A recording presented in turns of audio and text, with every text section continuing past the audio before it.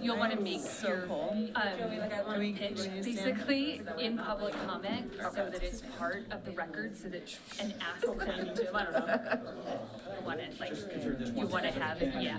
I actually set up with him to meet just one-on-one. Right, yeah, you'll just be asking them to do it and then they'll direct staff. And probably at the end of the meeting, good? generally when they do it. Yeah. Okay. Oh, I'm on. All right. Well, I have 6:05, which was what I said would be our exact starting time at the end of last meeting. Totally on purpose. If you guys would all stand and join me in the Pledge of Allegiance. Pledge allegiance to the flag of the United States of America and to the republic for which it stands, one nation, under God, indivisible, with liberty and justice for all. Thank you. And roll call, please. Fontana. Here. Stevens. Here. Pappenfort. Present. Martin. Here. Schreiner. Here. Rovinsky. Absent. Mayor Critelli. Present. A quorum is present. Okay. And now we have consent agenda. Any discussion, thoughts, comments, or a motion on that?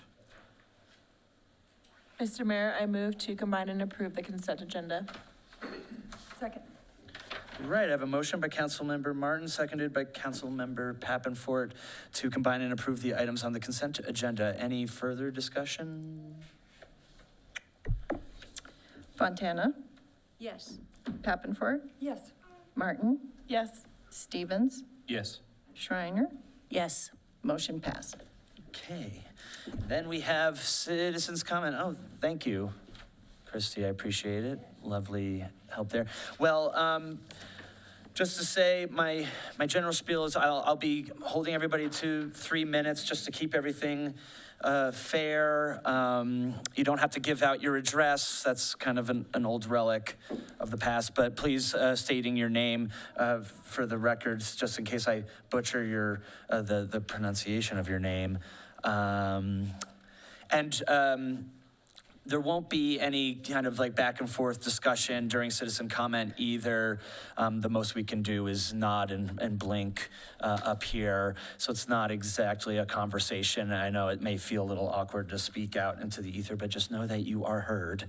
And we will do that by giving you all the eye contact. Okay, and up first is Reed McCullough.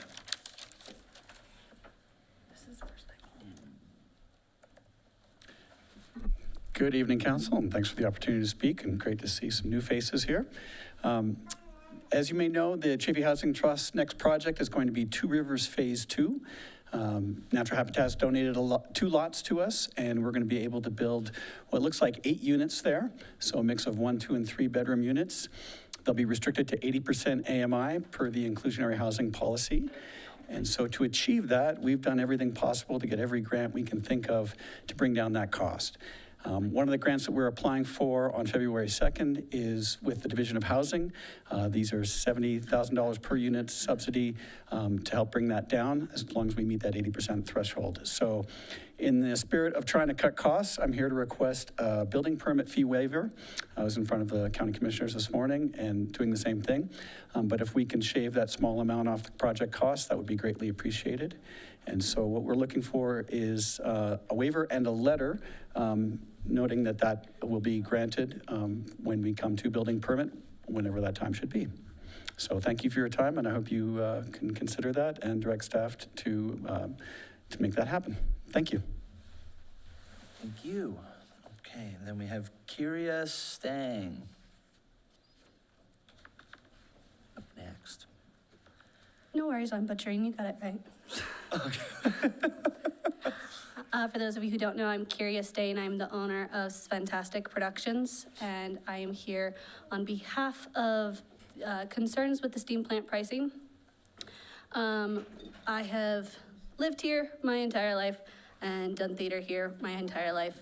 That being said, it has become harder and harder to do so because of pricing and venues and things along those lines. It has come to my attention that there's a lot of things that are assumed about us performing artists.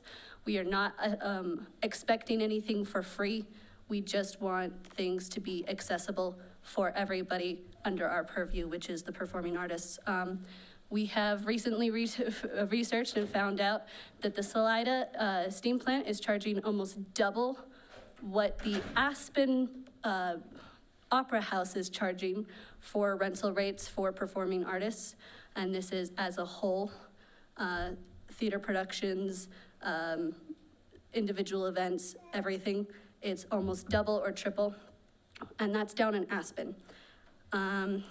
The revenue from theater and music alone at the Salida steam plant is about 30,000, which constitutes about 5% of the overall income. And the price increase, and we're worried that people will just stop using the steam plant. We don't want that. We know you guys don't want that. But if the people don't just stop using the steam plant, the upped rates will up the steam plant and theater and music's contribution to just over 6%. If the steam plant is more important to the city as a community venue, then I would appreciate if Salida would acknowledge that and stop trying to consider it a community resource. If it is supposed to be a community resource, then it needs to be budgeted as one where the private corporation events subsidize the community element, and these types of event don't take priority over community events. The steam plant needs a clear mission statement. That would be very helpful for us. And the steam plant charges as much as Aspen, as I said, for their non-community focused events while we're not in Aspen. And then I had one more, I'm sorry. In our opinion, cheaper theater costs mean more bookings, which means more alcohol sales, more staff hours, and overall more revenue for the steam plant. This was how it was in 2014, 2015, 2016, when the steam plant was more accessible, more affordable, and more available for the community performing artists back when we had all of the chorales and the orchestras. I'm sorry. Thank you so much. No, you don't have to run, but thank you. I appreciate that. Up next, we have Tyler Mesa.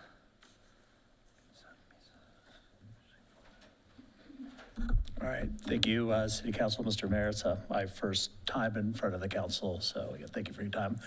I was just coming to speak out. Again, my similar concerns with the steam plant, and what I see sometimes is concerns just for the performing arts in general in Salida and in Chaffee County.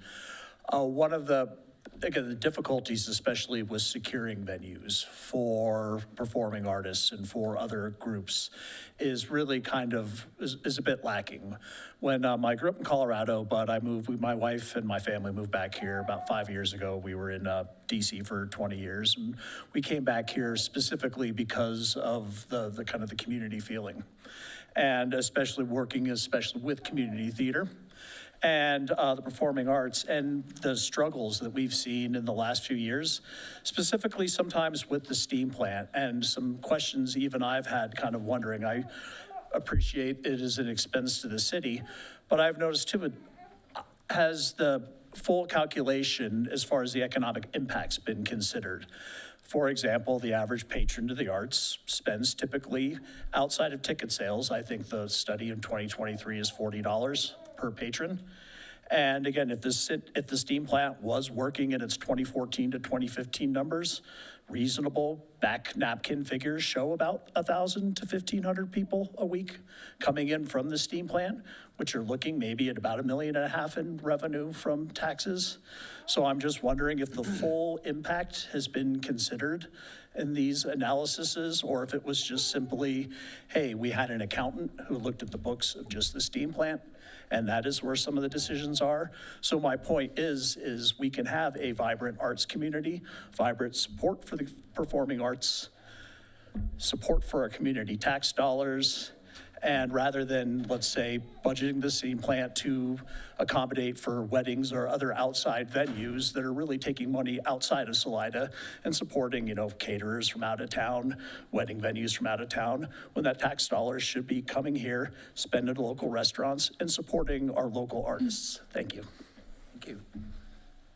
And then Ashley Font? Ashley Font. Step right up. Thank you for the opportunity to speak. My name is Ashley Font. I have a master's degree in theater and 35 plus years of theater experience. And I'd like to offer a broader perspective of why theater has been so essential throughout history and why it remains vital today. It's more than just entertainment.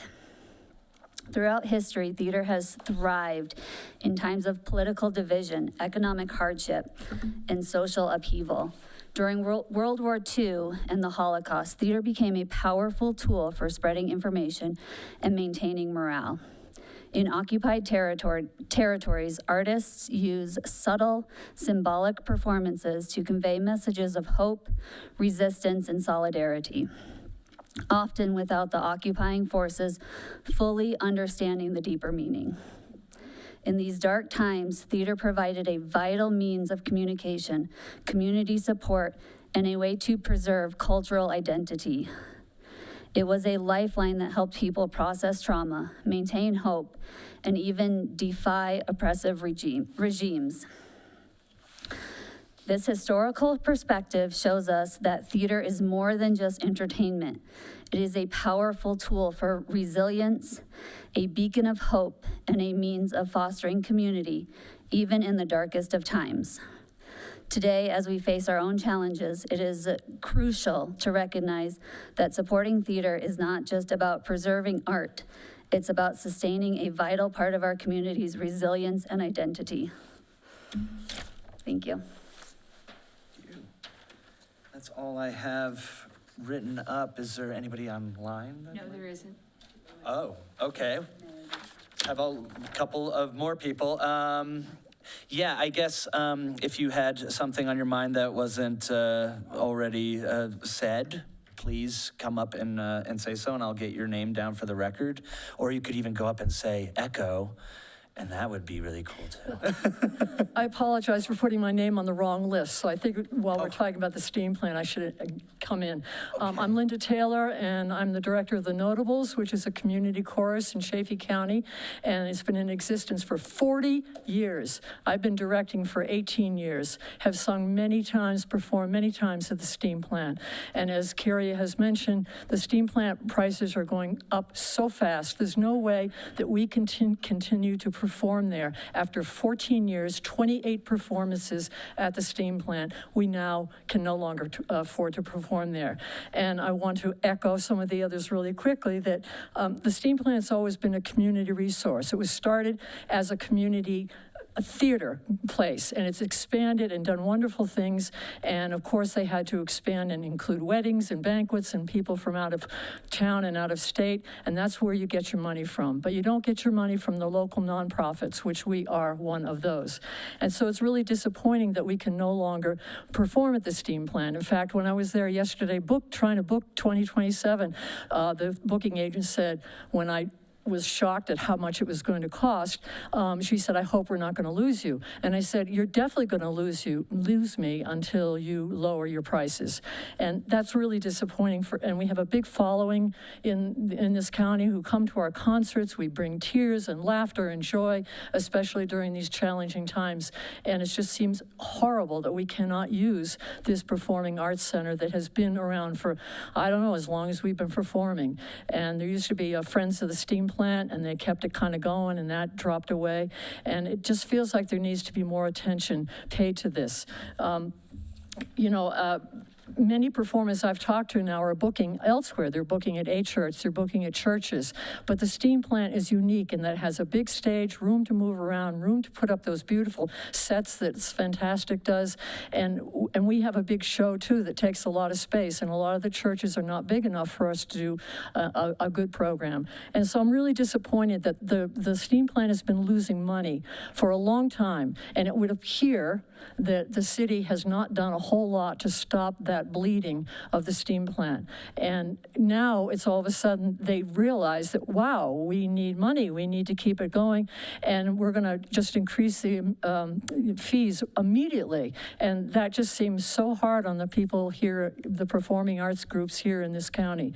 And I just want to say that the average performance that we get, we take in $1,000. That's the average for a Steam Plant performance. And the present fees that I got quoted yesterday are going to be more than $1,000 to perform there for one concert, more than we can actually make in a concert. And that puts us in a real bind. Obviously, we have to make something to cover our costs. And so I just want to close. This is kind of a strange statement, but this is like the feudal age when the lords of the fiefdom made their money on the backs of the serfs. But we're not serfs. Performing arts, theater productions, art galleries are the backbone of Salida.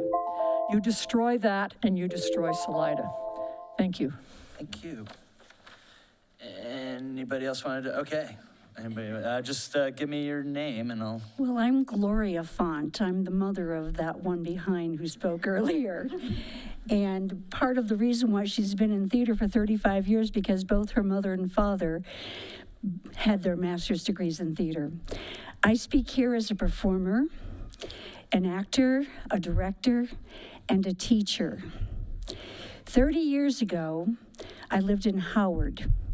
And I performed at the Steam Plant in its original first condition as a big black box without all the stage and the seats as we have today.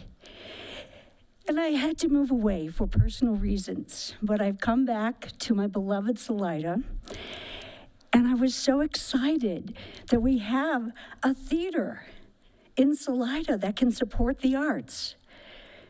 I've taught theater for 35 years, college, high school, middle school. I even taught elementary music for 15 years. And I have seen the importance that the arts have for people, for students. Not everybody's an athlete. We've got lots of fields. We've got lots of athletic opportunities here in town. And don't get me wrong, I am a huge sports fan. But there are those kids who can't play sports. There are those kids who don't fit in and are looking for a place to fit in. And I can't tell you how many stories I have as a teacher of kids that have come to me and thanked me years later for having a home. And I know it's economics. Everything comes down to money. But as the previous people have spoken, the Steam Plant is driving us away. And some shows just need to be at the Steam Plant. I'm a part of the Notables. I'm a part of this Fantastic group. I'm a part of the Salida Theater Project. I want the arts to grow. I want people to be able to grow. And those high school kids and college kids who didn't fit in, they become adults. And they still often need a place to fit in. So what we really need is representation, but we also need the cost to go down lower because the Notables, we just ask for a donation. We don't even have a ticket price. And as Linda said, it's going to push us completely out. And I'm sure that the city of Salida doesn't want that. Thank you. Thanks. Okay. Okay. Totally. Hi there, sorry. Yeah, no problem. you. Name? Name is Mike Lefevre.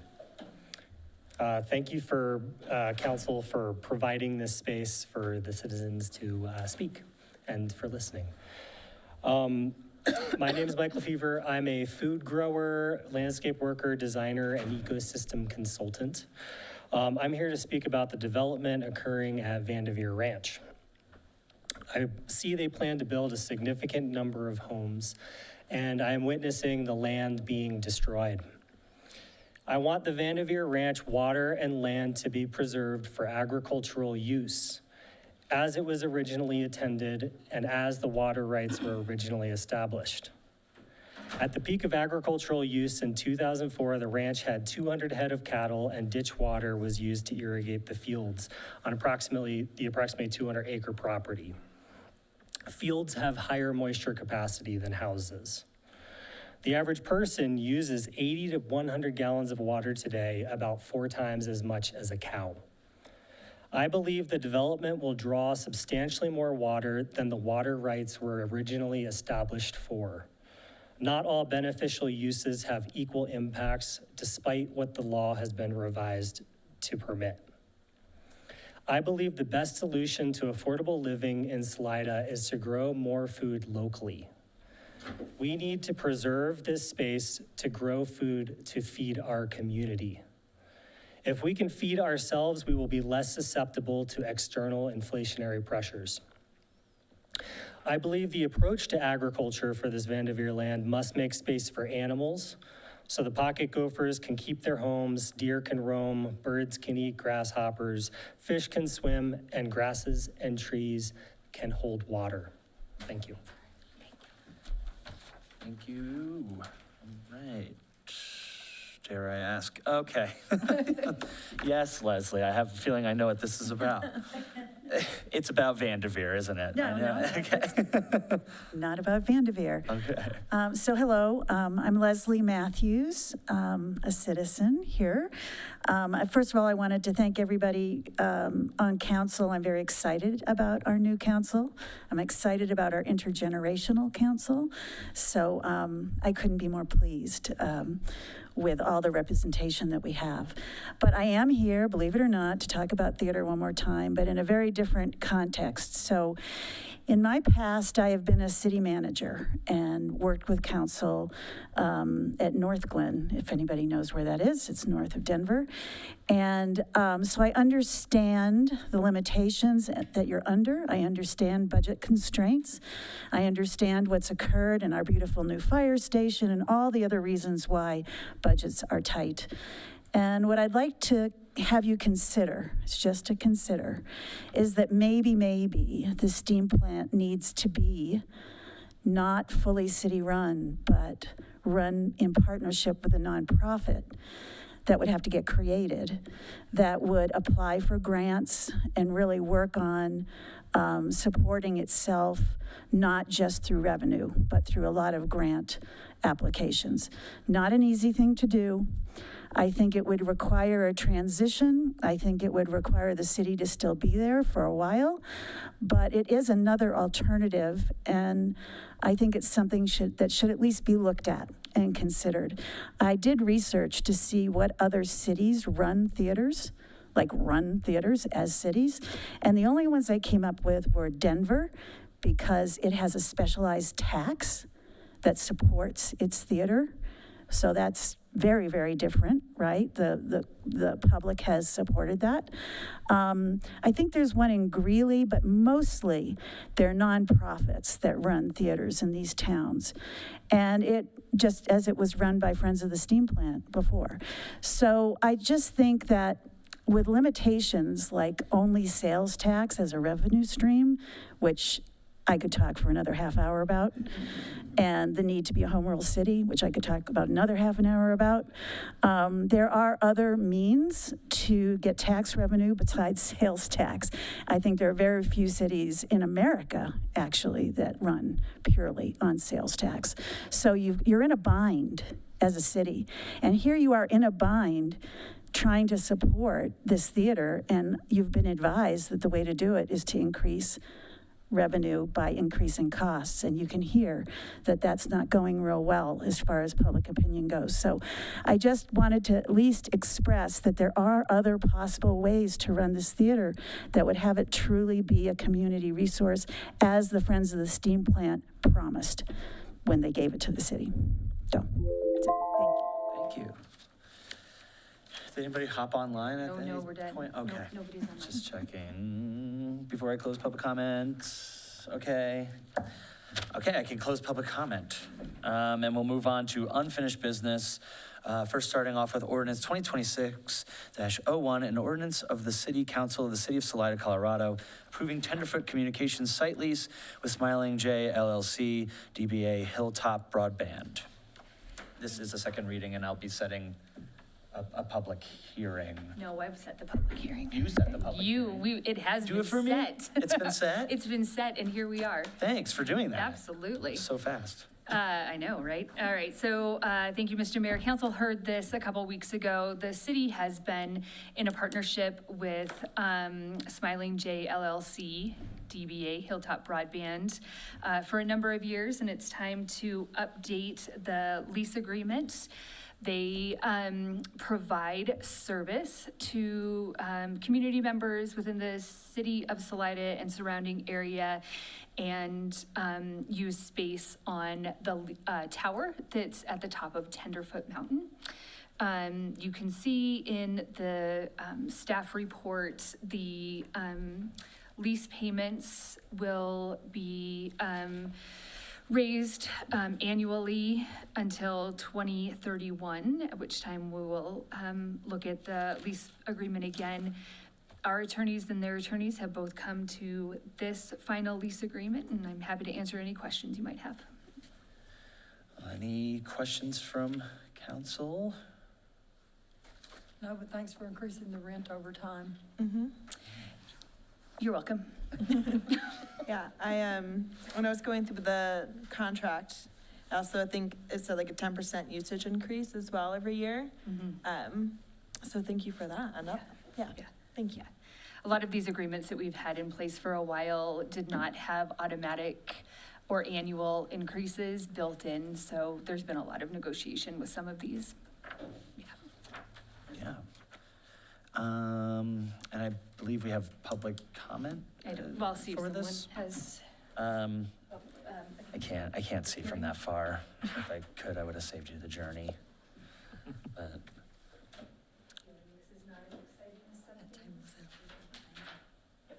okay, no public comment, so no need for a rebuttal on anything. Was there any other questions from council before I close the public hearing? Or is there anybody online, I guess? It's another good question. I didn't see anyone. Okay. Well, no questions, no rebuttal, no debate.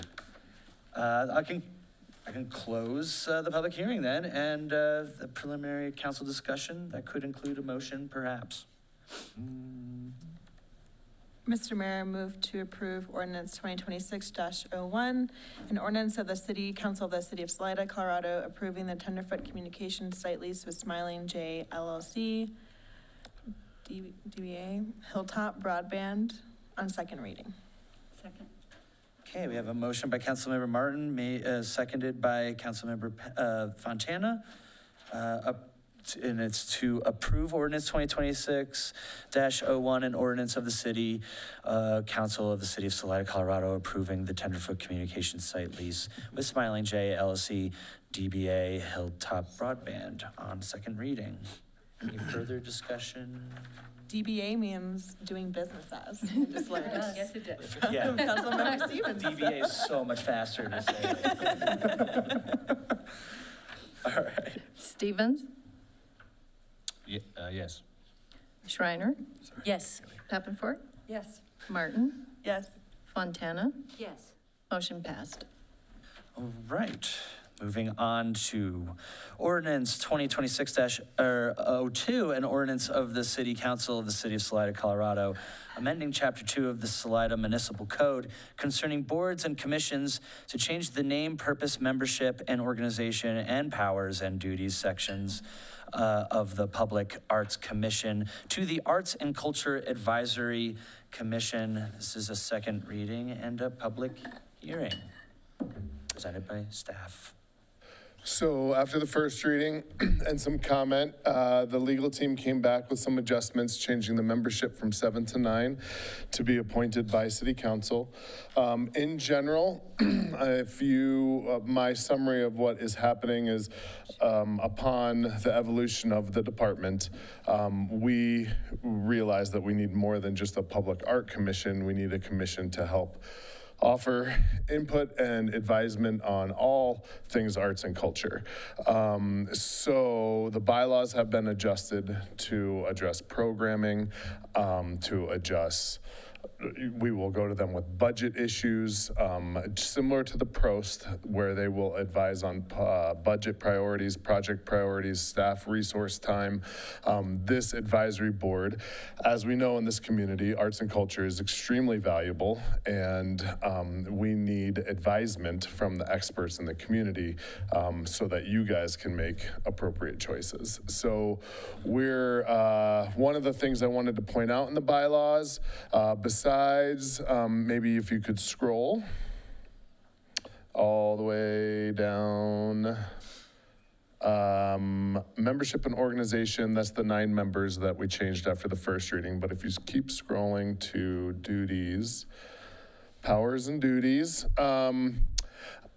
in particular, besides funding priorities, strategic initiatives, public input regarding arts, cultural programming and projects, respond to requests for input, propose public art and cultural projects, review the creative sign permits as per the new land use code. Creative signs are also murals, according to the new land use code. So this organization will respond to that. Also reviewing sponsorship partnerships and sponsorship and partnership requests. So anything that would operate outside of our established, fee schedule would be more of a partnership and sponsorship request. And then finally, down there at the bottom, provide input to the Chaffee County Community Foundation on annual distribution plan for the Salida Arts and Culture Fund. So this is a new fund established with the Chaffee County Community Foundation. We got this rolling about a month ago. I think it's formally... It is, and I sent the information out to council Friday, I believe, Thursday, at the end of last week. It has been pushed out. Community Foundation is also pushing it out. So this is an avenue for people to donate funds towards arts and culture programming, capital improvement. One of the names of the actual avenues to donate towards is Friends of the Steam Plant, which is specifically designed to offset rental fees. So organizations would apply for that offset to the Community Foundation, just like we've done for scholarships and grants for you guys in the past, as opposed to having individual organizations approach you. They're filtered through the Community Foundation. So the Arts and Culture Advisory Commission will advise the Community Foundation each year as to qualifications and who qualifies for those funds.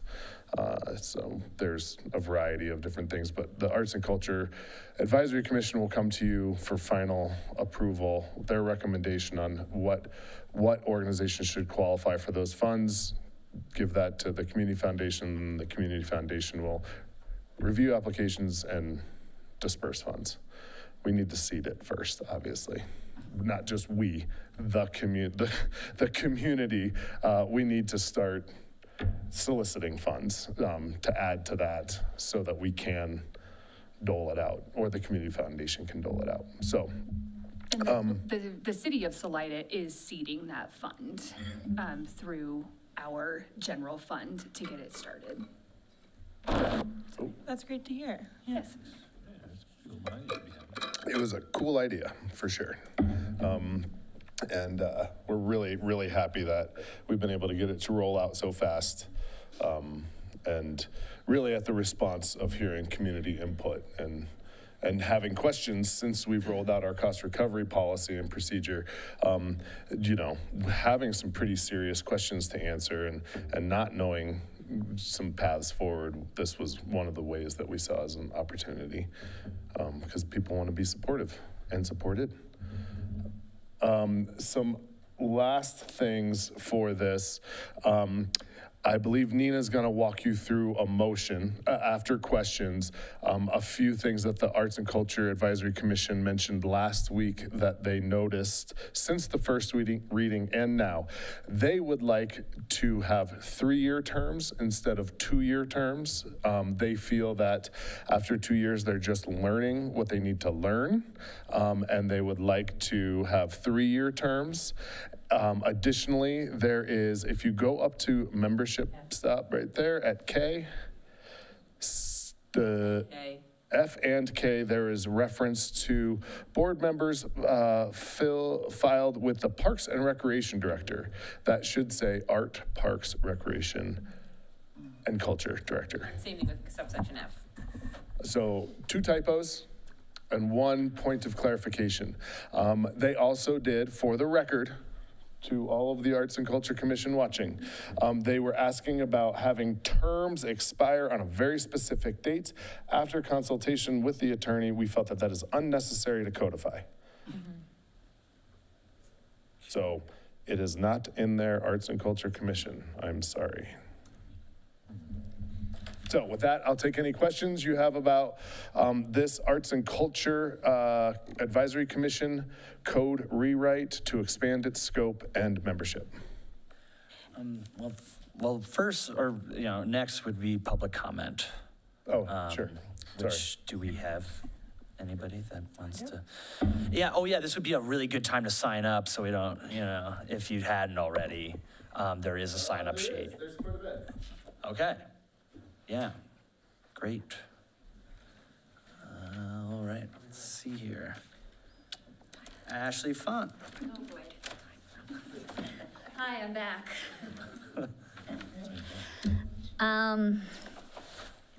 I feel as though I have a lot of questions about all of this now, but I wanted to strongly support adding the performing artist seats to the Arts and Culture Advisory Commission. I recognize the difficult position the city has been placed in over the past year, combining departments, bringing in new leadership, and navigating financial pressures, but the changes that followed have had real consequences on the performing arts community, and those voices are currently missing from the room where decisions are being made. To back what was said earlier, the new budget structure was implemented. Rental costs for performing arts companies have increased dramatically. Theater packages have increased. Rehearsal access has been reduced, and ballroom overflow space, once essential for casts and crews for large shows, is no longer affordable. As a result, production costs have doubled or even tripled for our local production companies. That is not sustainable. These are volunteer-driven, nonprofit organizations. When costs rise this sharply, the option becomes raising ticket prices, cutting programming, or shutting down entirely. I like the idea of having other grants and the potential of having a nonprofit that runs the steam plant. Performing arts operate different than galleries.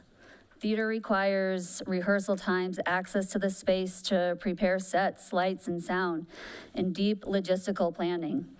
Without someone on the Arts and Culture Advisory Commission who understands how live performance really works, well-intentioned decisions can unintentionally make participation inaccessible. In a small town like Salida, theater is not a luxury, it's a vital way we connect. Performing arts brings people together around shared stories. They build empathy, confidence, and belonging. For young people, theater develops communication skills and teamwork. For adults, it provides creative connection and helps combat isolation. The data backs this up. Communities with strong local performing arts show higher civic engagement, better youth outcomes, and improved mental well-being. Theater isn't just good for individuals, it strengthens the entire community. Adding performing artist seats to the commission is a practical, low-cost way to ensure informed decision-making. Slower and more thoughtful price changes and a clearer understanding of the value theater brings to Salida. We're not asking for special treatment. It's about having a seat at the table when decisions are being made that directly affect us. Linda Taylor. Linda Taylor again, Director of the Notables, a wonderful community chorus. I've had ideas of me being part of the commission. And then when I listened, was that Mr. Post that spoke? Yeah. When I listened to what he said, it felt like, wow, this is a real political commitment, an economic commitment, and a lot of stuff that's not within my sphere. I want to agree with everything that Ashley just said. We need people on the commission. If there are going to be 9 members, at least 4 of them should be people who have been involved in the performing arts. And I've been involved in the performing arts since the age of 5, and singing on stages, directing, singing in choruses. I've got, well, this reveals my age, but I've got 60 years worth of performing arts experience. So I can be real good at telling you what's needed in a performance, all the setups, the breakdowns, how you run a performance. I can do that. But when it comes to dealing with some of the issues that Mr. Post brought to my attention, I thought that's way over my head. So just wanted to say I really support having people like myself to be a part of the commission, but I'm not sure I could sit through a meeting that has a lot of political, economic ramifications. That's not my thing. My thing is creative. I operate from the left side of my brain all the time, and to have to, did I say that right? No, my right side of my brain. And I'm not operating from any part of my brain right now. But I just, I'm so passionate about the performing arts. And as all of these people who have spoken, we're passionate about it. So we do need a commission. We do need to be involved in decision-making. It's about these kinds of things in the community. I'm not sure I'm the right person to do that, but I will back whoever is. Thank you. Kyria Stang. I'll try not to say a lot of ums and ramble this time. I'm Kyria Stang. I believe Chaffee County has always been about community, and I hope to see that continue. I am speaking on behalf of the performing artists, not just those here and the adults, but the children. The steam plant, the community, the arts, and the children deserve a voice that understands and speaks on behalf of its artists. While we are the first to say that diversity and backgrounds and more are a necessity to ensure growth and varied viewpoints, bless you, we also know that if there continues to be people who don't know or understand the performing arts as the sole people within leadership, the performing arts will continue to drown without the voice or representation that it deserves. The youth in our community deserve a voice for its performance-based art, and I beg all of you to approve these new positions and allow for those voices that have been screaming into the void to be a part of the table in the discussion finally. And I hope that when the time comes that you guys are all like, hey, we have opened up this position, that the performing arts community is alerted of that, so that we might have people who are perfect for that role have a chance to throw their hat in the ring for that. Thank you. Rebecca Heath. Hello, Council and community members. My name is Rebecca Heath, and we're so grateful that you're here with us today and listening to our voices. It's really refreshing and lovely to see that after these years of turmoil and fighting for these really important causes that we're starting to see some movement. Obviously, we still have some concerns, and I'm really excited about about Diesel's proposals and how much work he's done on that. That's really important, and all of that movement forward, that was really exciting to hear, and so we're excited to work alongside of you. I've done a lot of work at the state capitol ensuring that stakeholders are, because it's such an important legal part of commissions and advisories and councils, to have the proper stakeholders present has been really an important part of what I've been working for in my life before moving to Salida. And so it's neat to be able to step into that position again where I am able to work with these amazing people who are so well spoken, and I've been so excited, trying not to scream with excitement with all of the things I've been able to say and bring forward tonight. But to work together to be able to create those stakeholder positions where they need to be, to represent Salida in its fullest. I think it's really important that the performing arts are represented in our arts and culture. It shouldn't have to be said. Like, I feel like it should have already been an obvious piece in that puzzle. So I'm hoping that you will understand that responsibility that we have to create those positions for the appropriate stakeholders in those advisory positions. And again, thank you for being here. Thank you for being willing. I realize it's a slow, gritty process, but we're all grateful for all of the movement forward that is being made. Thank you. Thank you. That's all I had for public comment on this. Would staff like to offer rebuttal to anything that was said? Or a follow-up, I guess, also, an exclamation point. Clarity. I think that what I heard, to reflect on public comment, I think Part A of membership says that we will increase membership to 9 members appointed by council. We avoided calling out specific special interest because we don't do that for the Prost, and the Prost board regulates itself and seeks, doesn't necessarily seek, but finds people who are interested in various things. From race, we have race, people who are trail oriented, people who are river oriented, people who are race oriented, and people who are park oriented and pool oriented. The hope is that the ACAC, we will have the same thing. We will have people who are performing arts, who are visual arts, who are events specific, cultural specific. And so what will happen, the way that the process goes is that the 2 months before the end of terms, which for the ACAC is January 31st, 2027, half of them, and then January 31st, 2028, half of them. So we have a year. This year, this November, we will put out advertisements for more ACAC members. We'll hopefully get a deluge of applicants, go through those applications searching for what fits. Ooh, look, we have 2, 3, 4 performing arts applicants. We have a events applicant, but the ACAC will be doing that review. They pick the applicants, they include 2 of you, they include 2 staff members, and 2 to 3 board members or commission members conduct the interviews and then go to you with their recommendation for appointees to the ACAC. So right now, with the approval of this, we will be short 2 members, which we will need to advertise for immediately as I'm looking up to the legal team. Going out on Friday.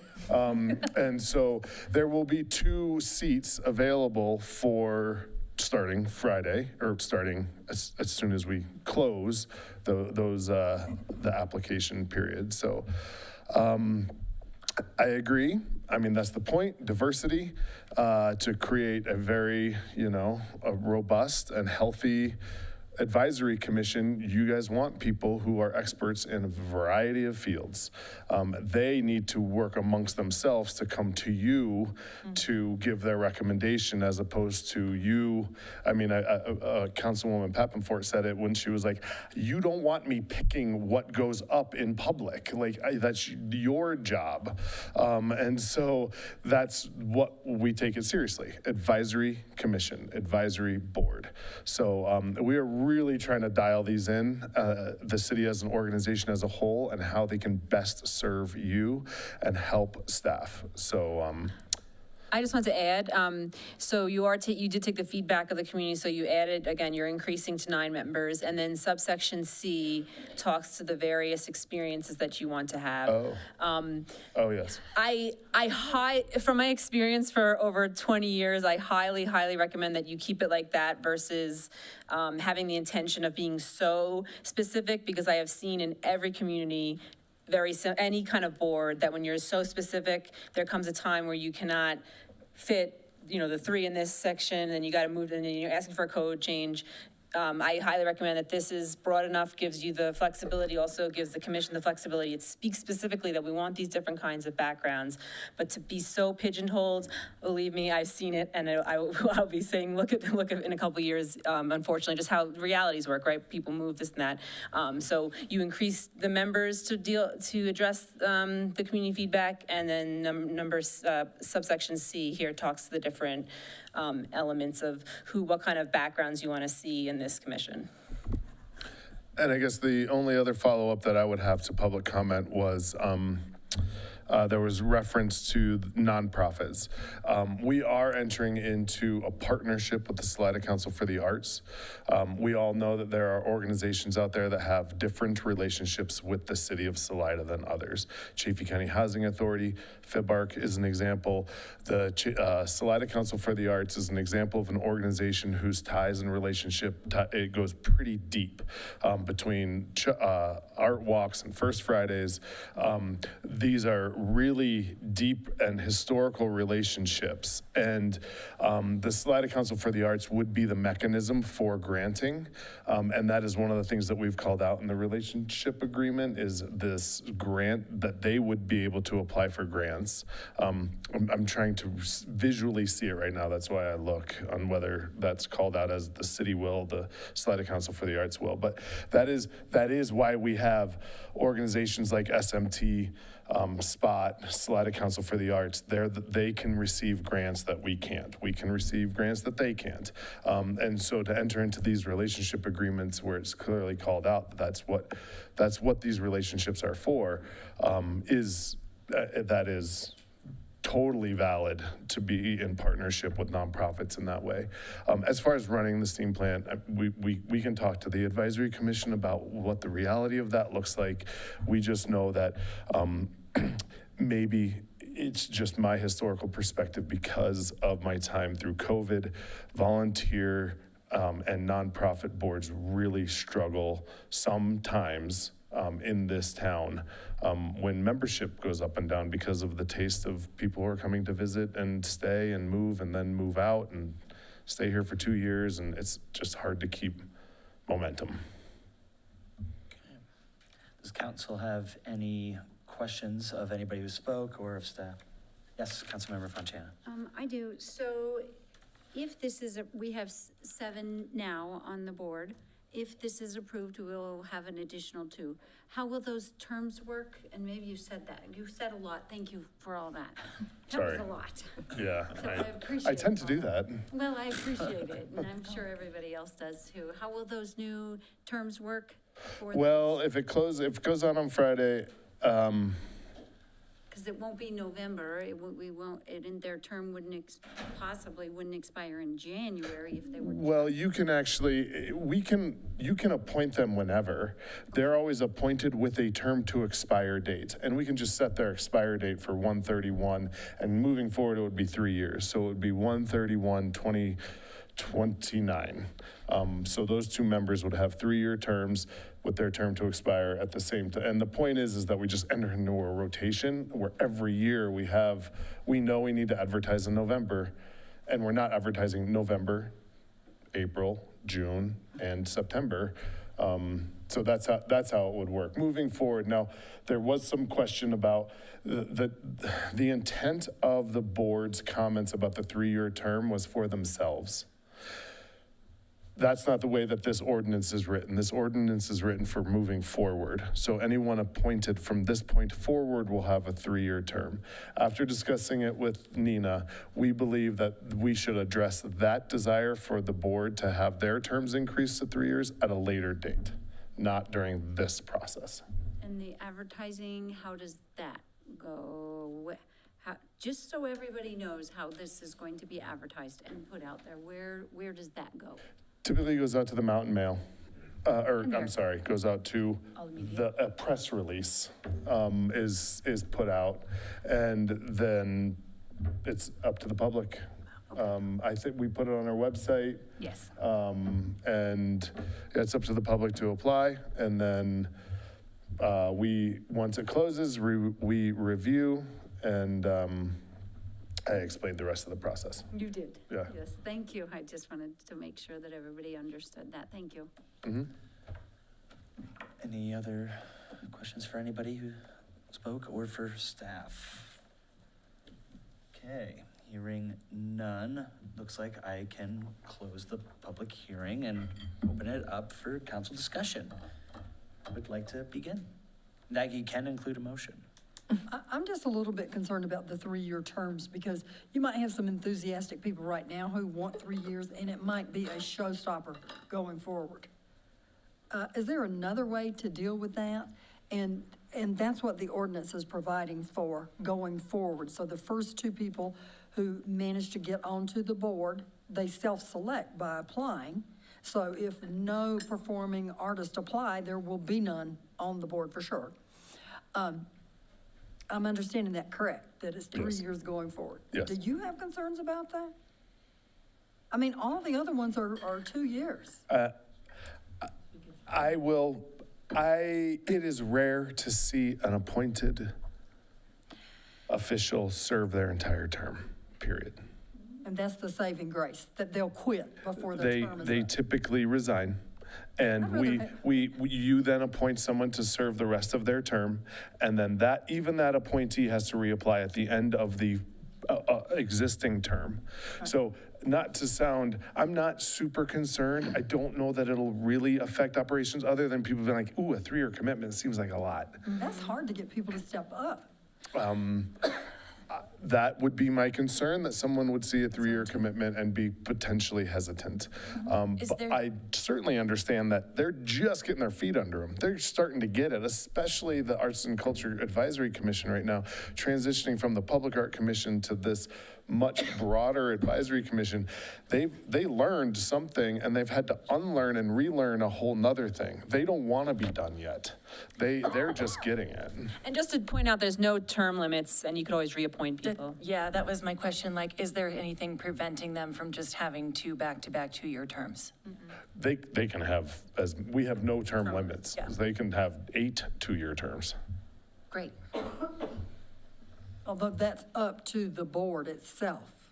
Council. Right, they would still need to still have to be reapply reappointed. and council would need to Give them the reappoint nod. them, yes. Yeah. I have seen examples where a member wanted to reapply, and the board did not recommend them for reappointment. I have seen that once. I think I'm great, but everybody else, you know. Right, yeah, and who knows well, I know what the circumstances was in that one, won't bore you, but it just, that's the way it's supposed to work, right? That's democracy, that's the way this happens. Makes it all the more head scratching that they themselves are the ones asking for more. Given that, your experience in the past with those sorts of I mean, and yeah, to stick it out, they can apply after their 2-year term. They can certainly reapply, and be reappointed. It's really, do you guys want to have, with the 3 years, actually with the 3-year cycle, you will not have, theoretically, there may be an entire year where you won't have to appoint anyone to the board, even. It could be staggered to just be 2 of the 3 years you have to appoint someone. Does that work out in the math? Yeah, I just want to clarify that Diesel was just communicating what some people feedback that some people have given. So it's truly up to council. Do you want to keep it to like all the other boards, commissions, or other than planning commission, or do you want to update it to 3 years? And then if you want to keep it 2 year, if you want to move it to 3 years, you'll just add that to your motion if you want to. So it's up to you guys.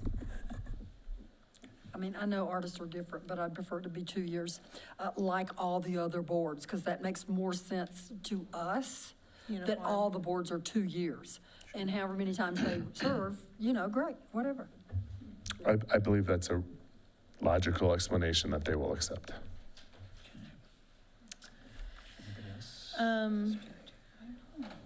Yeah, so I guess my concern is that we are moving it to 9 people in hopes that it's 2 people who are from the performing arts. And Councilmember Papenfort brought up the point that we might not even have people from the performing arts apply, or also might not be qualified. to perform on the board. So are we, like, The ordinance does read up to 9, so we don't, like, put ourselves in a position where we have to appoint Okay. to get to 9. That was one of the decision points at the last meeting was Right. up to Yeah, 9. Okay, Yep. then that concern is gone. Is that okay? Okay. And I think it would be the hope of the folks that showed up today that they kind of showed up in a way of presenting that good faith of interest in those seats. Yeah, absolutely. We also heard someone say that after hearing Sure. what it is, they're like, I Yeah. can't do this. So I guess I just wanted. That's a solid point. Yeah. I mean, I think 9 is a lot of people, and when you're talking about arts and culture, that's a pretty broad swath of folks. And so if you're trying to have representation from all the different things that you might consider, to be in the definition of art and culture, it's actually quite a lot of things. And so it makes sense to me that in order to make sure we have representation from all those different venues, we would need kind of a lot of people. And I think it's great to really expand what we think of when we think of art, and I think performing arts is really important to put in there. And in order to have capacity, just numbers-wise, to have all these different things represented, I feel like, especially if we're feeling, I don't know that it's been stated that performing arts has been like left out or excluded from this, but if that's sort of in practice what's been happening, I think it makes sense to expand so we have more space for more different venues to be represented. I guess I can ask a point of clarification maybe to Nina. Can we go back up to membership and where specifically quorum is called out? It was a simple majority, as I recall. Yeah, it should be. So Majority of them. with 9, your majority is now 5 people to be present. So, If all of the seats are filled. Correct. So it says a quorum of the members, okay. not of the body. Sometimes things are written in a different way if it's the amount of people who can, like, for example, well, anyway, if, for example, certain parts of the statute about city council, whether it says the governing body seated or the governing body seats, but this says how many people, the majority of the members. So if there's 6 members, that's 4 to be a quorum. Okay, thank you. Or if it's 9, it's 5, but it's not 5 if there's only 6 people. Got it. Yeah. That's what I would be afraid of, is that we would be totally hamstrung to make decisions because we could never get a quorum because we have 9 and now we have to have 5 present. But if we only have an appointed 7 and we can do still 5. No, 4, my bad. Stop doing math. Where's We my wrote it math correctly. going right now? It's totally fine. We knew what we Never were mind. doing. Listen to the lawyer. She says it's cool. We've done this before. And me, I'm not a lawyer, and I also knew. And the administrator, yeah. Yeah, so Also here in D Wayne. says members shall serve staggering 2-year terms. So is 3-year terms in there somewhere? No, this came up, this was the first reading, and since the first reading, the commission asked about the 3 years. And again, that was a recommendation from the commission that you guys could change that language in your motion if you wanted to. The only thing we If you have to didn't want change is to, the Parks the, and Recreation Director. yep, the typo of the parks, the other request for change was a typo, Parks and Recreation Director to Art, Parks, Recreation, Culture Director. Are we ready for a motion? Yeah, but it sounds complicated, so I'm not. No, I'm gonna simplify it. Watch this. Let's see if I can get away with it. I move to approve ordinance 2026-03, an ordinance of the City Council for the City of Salida, Colorado, amending section 2-14. It's 02, it's ordinance, it's dash 02, not 03. Am I reading the wrong one? You might Or is be. that a typo? Oh. No, that says maybe 02, I'll yeah. read From there. 2026-02, an ordinance of the City Council for the City of Salida, Colorado, amending section 2-16 of Article X, what is that? XVI of the Salida Municipal Code to replace in its entirety and correcting the 2 typos that have been pointed out previously. Yeah, which are 2-16-30 subsection F and K, replacing Parks and Recreation Director to Art, Parks, Recreation, and Culture Director. Thank you. Second. Okay, we have a motion by Councilmember Pappenfort, seconded by, I think, Councilmember Martin. And that is to approve ordinance 2026-02, an ordinance of the City Council of the City of Salida, Colorado, amending section 2-16 of article, that's 16 of the Salida Municipal Code to replace in its entirety and to amend 2-16-30 subsection F and K to reflect from Parks and Rec Director to Head of Arts, Parks, Recreation, and Culture as a point of contact. Any further discussion? Let's vote. Shriner, Yes. Fontana, Yes. Pappenfort, Yes. Martin, Yes. Stevens, Yes. motion passed. Okay, awesome. Moving on. Still here. This is still you. Ordinance 2026-03, an ordinance of the City Council of the City of Salida, Colorado, amending Chapter 2 of the Salida Municipal Code concerning boards and commissions to change the powers and duties section of the Parks, Recreation, Open Space, and Trails Advisory Board. This is a second reading and a public hearing, and it is opened, and city staff can speak now. As stated earlier, we are trying to align our boards and commissions' roles, their powers, their duties, their terms, all of that stuff to just try to make life a little bit easier for you guys, have a cadence to your year about when you're getting recommendations, when you need to appoint board members. This is, as we adjusted and updated the Arts and Culture Advisory Commission, we want to mirror that with the Parks, Recreation, Open Space, and Trails Advisory Board. And if you can scroll, the amendment is to the bylaws, and there is one addition to the motion that will need to be made for another typo. You will see in section G, whereas the Arts and Culture Advisory Commission is called out in the Land Use Code that they need to review creative sign applications. In the copy and paste to make the powers and duties the same or similar for arts, parks, recreation, open space, and trails, you'll see that they are to review creative memorial applications. They don't need to be creative. They're just memorial applications. It's okay Sorry. if they are, right? I would like to see a creative one, but it's just a memorial application and probably is inappropriate to call it creative. Well, we can't require creative. Correct. So strike that. Okay. Just the word creative. Correct. Got it. Okay. Is that everything? Yeah, public hearing. Okay, public comment portion, which no one, but does anybody want to sign up? Nobody can. Okay. Anybody online, perhaps? Okay, well, then there's nothing. Maybe.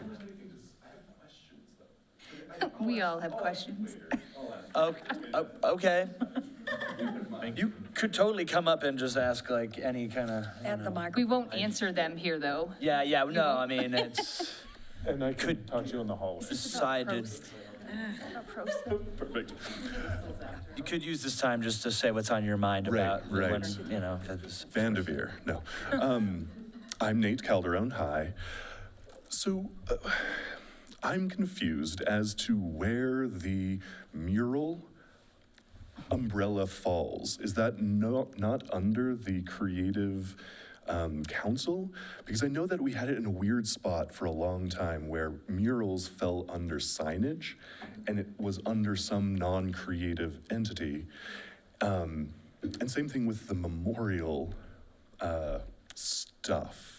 Because I've noticed a lot more memorial things going into the parks, and that there's kind of like a overlap between signage and art and murals. And so that's, I think, my big question is, where has that landed with regards to people making those kinds of decisions with murals? For the murals in particular, the new land use code changed the review and approval to the Public Art Commission, which is now the Arts and Culture Advisory Commission. You're right, it was under, I think, planning and zoning, so it didn't make sense, so we changed it when the new land use code was adopted. Perfect. I can't speak to the creative memorials. Tisa will have to come back up for that one. And so, I'm sorry, Make it a part of it this sounds rebuttal. like this group that we're now talking about. Not this one. Not this one, it's not under The that. one that we just did. Right. Yes, the one that we just talked about will now be looking at those. Perfect, okay, cool. Yay. Well, thanks. Yeah, you're welcome. Nate? Would you like, we have somebody who still wants to speak. Okay. Linda Taylor. Is it for, Well, I guess we'll see if it's about, is it about this particularly? Yeah, I guess it is. I have a question for Mr. Post. And I'm a little confused about why creative arts have been combined into one committee that's for parks, recreation, you know. It's not. I don't understand that part. It's not. There are two separate commissions. The one that was just approved by council is the Arts Cultural Advisory Commission, done. This is a different advisory group that's been in our municipal code for a number of years. Okay, I'm That sorry. doesn't have anything to do with the creative. Okay, I didn't make that distinction, but I did have a question for Mr. Post. Can you tell me what your experience, resume, lifetime experience in performing arts is? Mr. Mayor? I understand, sir, that you are involved in parks, recreation stuff, but I don't see the connection. No, yeah, I mean, again, they have this, I think it is. I think you can make a statement or ask a question, and because there is a rebuttal piece for a public hearing that says any offering for rebuttal, this could be that, I think. So, yeah. I this question is apologize, I great. don't come to these The question's- meetings very often. The question's totally fine, and, that's a fun little question to answer, I think. I don't think Diesel would be too scandalized by that, and I appreciate I will that. turn the microphone over to him. Thank you. And I mean, don't leave out anything from elementary school, Diesel, please. I welcome a cup of coffee to talk about it. You don't have to answer. Right, no, Or you don't have to rebut. I welcome a cup of coffee. I can talk all about it. That it's not, yes, I love the performing arts. I watch a lot. Anyway. Wrong time, wrong place. Let's get coffee. We can talk about it. Sure.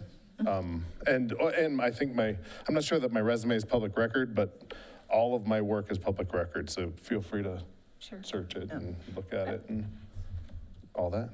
Great. Didn't want to put you on the spot like that, but I'd love to talk about it, but it would be silly. It'd take too much of your time right now. Okay.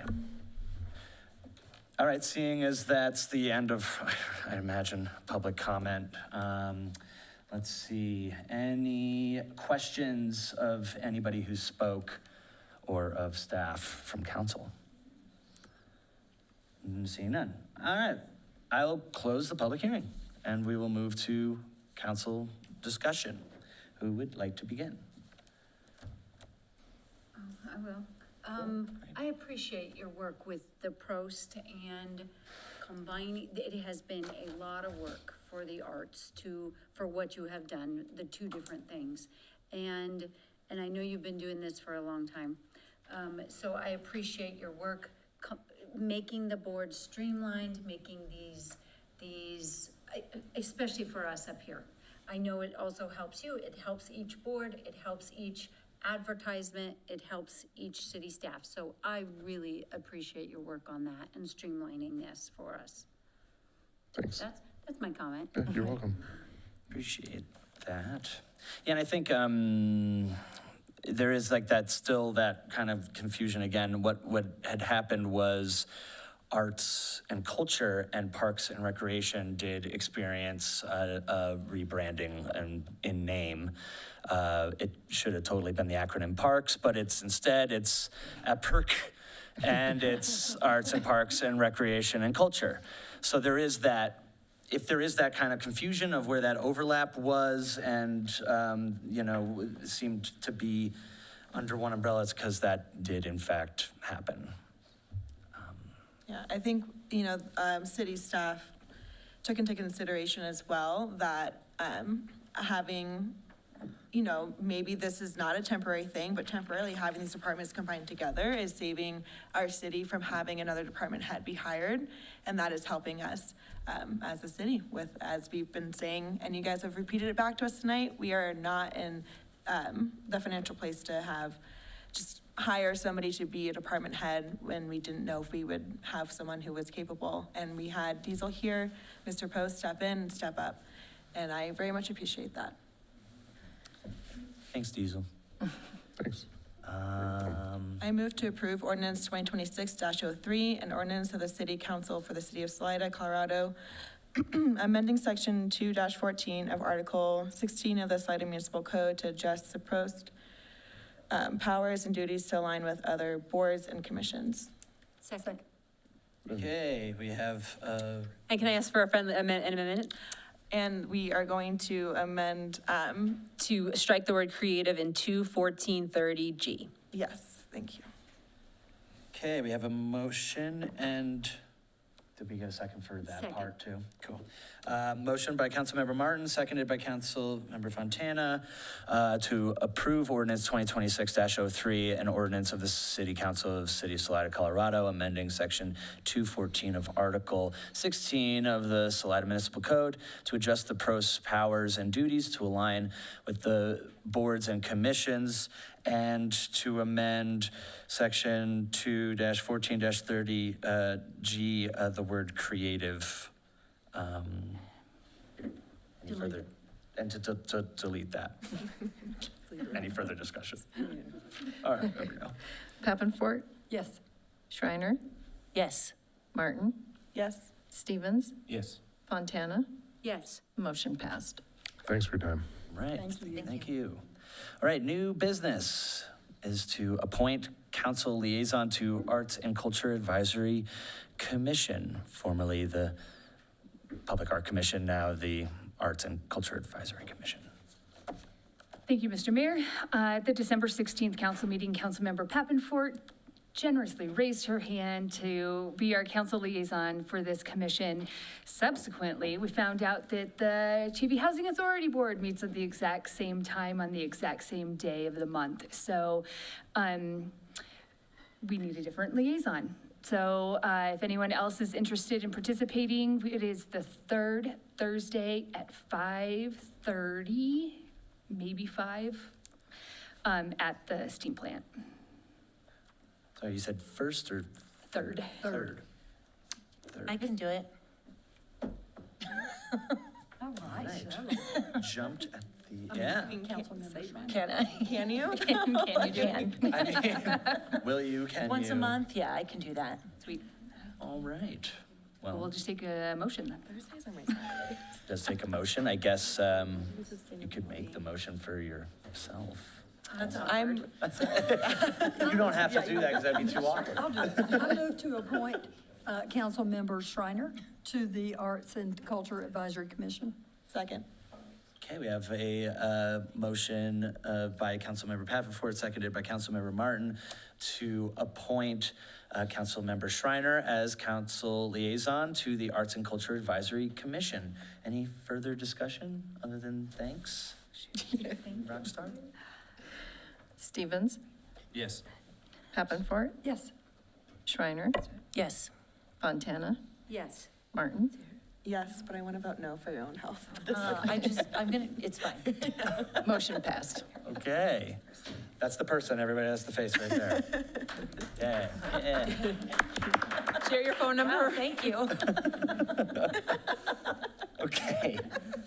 Moving on, we have Resolution 2026-03, a resolution of the City Council of the City of Salida, Colorado, establishing an affordable housing fee transfer policy.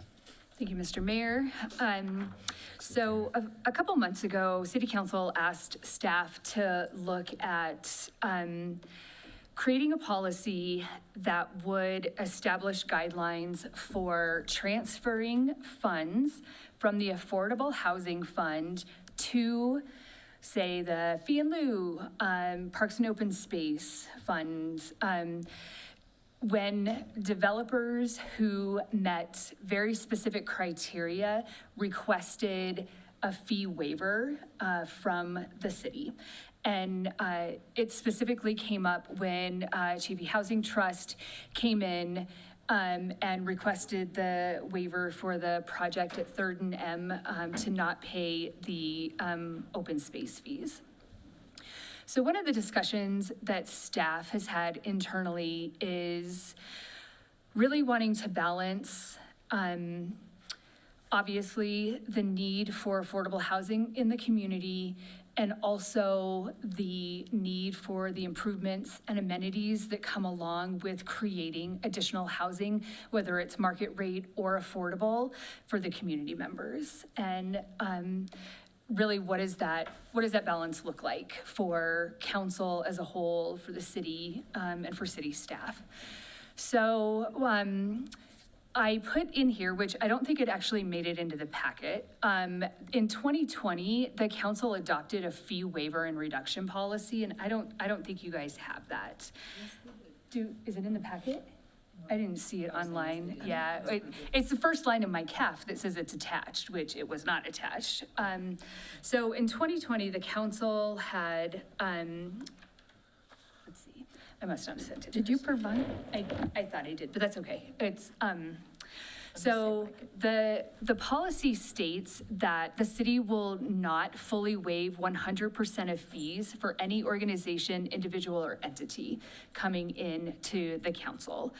There's identification of 50% reduction in park rental fees, parade fees, Chisholm Park clubhouse fees for nonprofits, local governments, the Forest Service, school district, hospital district, library district.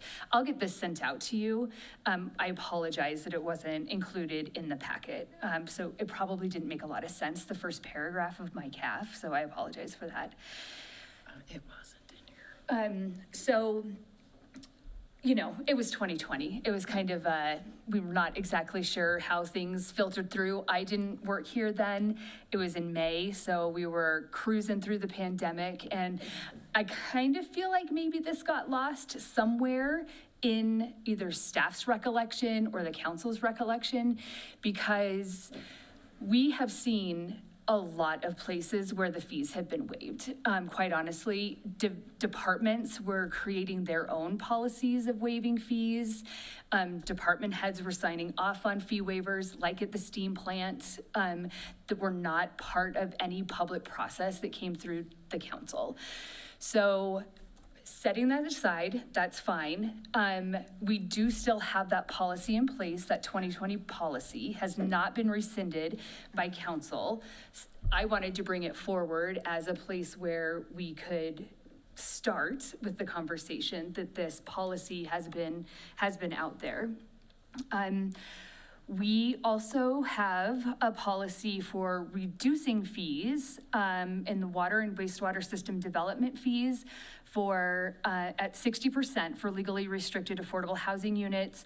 School fees are waived for legally restricted affordable housing units as well. So there have been places where an overall policy has been created to be utilized across the board and not in individual instances for developers to come in or anyone else to come in and request those fees.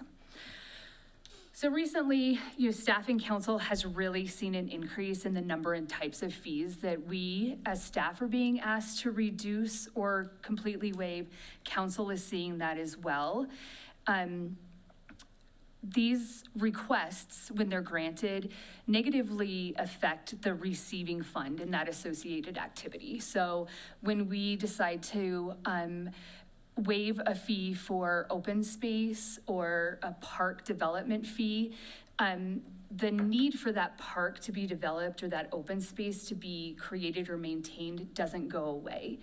And we've seen where when those requirements have been waived, the city then retroactively needs to pay for the full development of those parks. So this is staff's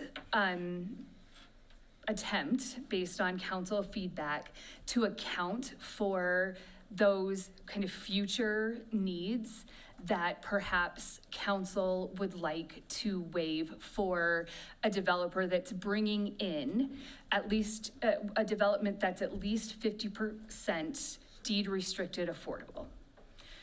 The caveat to this is that the Affordable Housing Fund has a very small source of funding that's received, right? It's only from the short-term rental tax. That's the only money that goes into the Affordable Housing Fund. What about open space fees? Or fee in lieu, sorry. Doesn't that go into, I thought there was something else that went in there. Inclusionary housing fee in lieu? Sorry, yeah. Yeah, which I don't think is as much as, yeah, Okay. so it's pretty minimal. The fund, as the way it's been used to date, is we have taken those dollars and leveraged grant dollars at the state. We've been, really fortunate to be able to take those dollars and use them at the flour mill, for infrastructure out at the South Arc neighborhood, for matching funds for the First and D project, could potentially be used as matching funds for the Senior LIHTC project. The difficulty comes in that it takes a while for that fund to actually build up enough to have a leveraged amount of dollars. So we're not spending out as quickly as some would like, but it's still being used as match for some projects. So there will be times when the fund will have limited amounts in it, and it will be difficult, potentially impossible, for us to actually pay out of the Affordable Housing Fund to meet those fee waiver requests that are coming in. So you can see under the fiscal impact here, currently we have a balance of approximately $2.1 million. That is what we have cash on hand. It doesn't include the what we have promised, I guess, as cash match to some of the funds that we have coming in from the state. We receive about $800,000 in operating revenue annually. And so it comes in, it goes out, it depends on, what is happening within the city. So let's see, you can go down to the next page. And this is something that I think we've talked to council about, right? Current balance isn't really what we have available. There's some financial analysis that needs to go along with this. So we're kind of presenting this as a potential way to view it as like a grant, a pot of money that has grant funding for developers to request grant money from the state or from the city. And if we don't have funds available, then the waiver couldn't be granted. So we're asking that if you go to the resolution, in the recitals on page, right there. Yes, thank you. I will stop trying to pull it up. If this is something that the council is interested in, again, we would be looking at those developments that have at least 50% permanently restricted affordable housing units, again, meeting that requirement that is identified within our code. Prior to any transfer from the Affordable Housing Fund into the general fund, we would request that the staff have the opportunity to financially analyze whether or not there are available funds to complete this transfer and make sure that anything that we've already committed to use those dollars for are still available to the city for the projects that we have. Happy to answer questions. It feels a little convoluted, but yeah. That's why we're discussing it, because it's convoluted. Absolutely. I know that city finance is very complicated. In the nonprofit world, we would just show that money as restricted. that promised out money, and then we would show the rest of it as unrestricted. Because I hear what you're saying. We can't give away money unless it is, we have it, and it's unrestricted. It's a totally reasonable request. It's the only responsible approach. Thank you. So when I think about, like if we're like leveraging these funds for grants, and we say no to a fee waiver, for example, from Reed McCulloch, who came in tonight for the Housing Trust. What if we don't get those grants? And then we said no to the Housing Trust, who is for sure building these units. Like, that's gonna happen. We know it. And we're gonna say no to this for sure project in hopes that we get this grant. I'm just playing devil's advocate here. Like, I understand that, like, this is important to have, and this is also the other side of the situation, is that these, and, yeah. So then the question is, do we have the money to honor Reed's request tonight? I don't know how much Reed's request was. He Yeah, didn't I give know. me any dollar amount, so I can't answer that question. Amy's online too, so I just want to make sure, like, if she needs to step in and answer any questions, that she can, yes. Are there other sources from which we can leverage grant matching funds, or is this it? So all of the funds, particularly for this, that we have used this funding for, has been associated with affordable housing. And so that, generally speaking, this is. I guess, let me ask my question a different way. If we committed fewer funds from the Affordable Housing Fund to grant matching, would there be some other way that we could make that up? It depends on the grant. So, for example, South Arc, we are utilizing this. We received $4 million in state grants, $1 million from Chaffee County, $1 million from CMC. We're using money from our streets and utility funds. So quite honestly, we generally scrape it together. Okay. Councilmember Fontana? Yes, so I understand that you left that little part out at the beginning and you discussed it.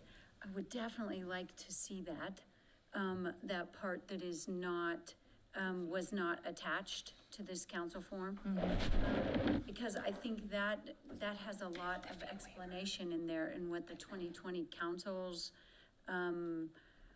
their adopted fee waiver and reduction policy is. And the second thing is, in the very last paragraph where you talk about the resolution as written does not automatically allow for transfer of funds from the Affordable Housing Fund, a detailed financial analysis is required to ensure that there's money available to transfer. So when you talk about a detailed financial analysis, that talks about city staff time. That city staff time equates to labor, equates to more financial money that is being spent on this in the city. So I think that needs to be accounted for too. How much do these things cost us when we're asking for this stuff? Because every time you ask for something, it costs money. I mean, we know what labor is. It's very expensive. So I think that also needs to be taken into account. And then the last thing is, we, in the Finance Committee tonight, we talked about the occupational lodging tax and STRs. And the treasurer will discuss this in his report tonight, that those funds are going down. Because they are not being rented as much. People are not coming here as much. Our tourism, I can't remember what it was it 8?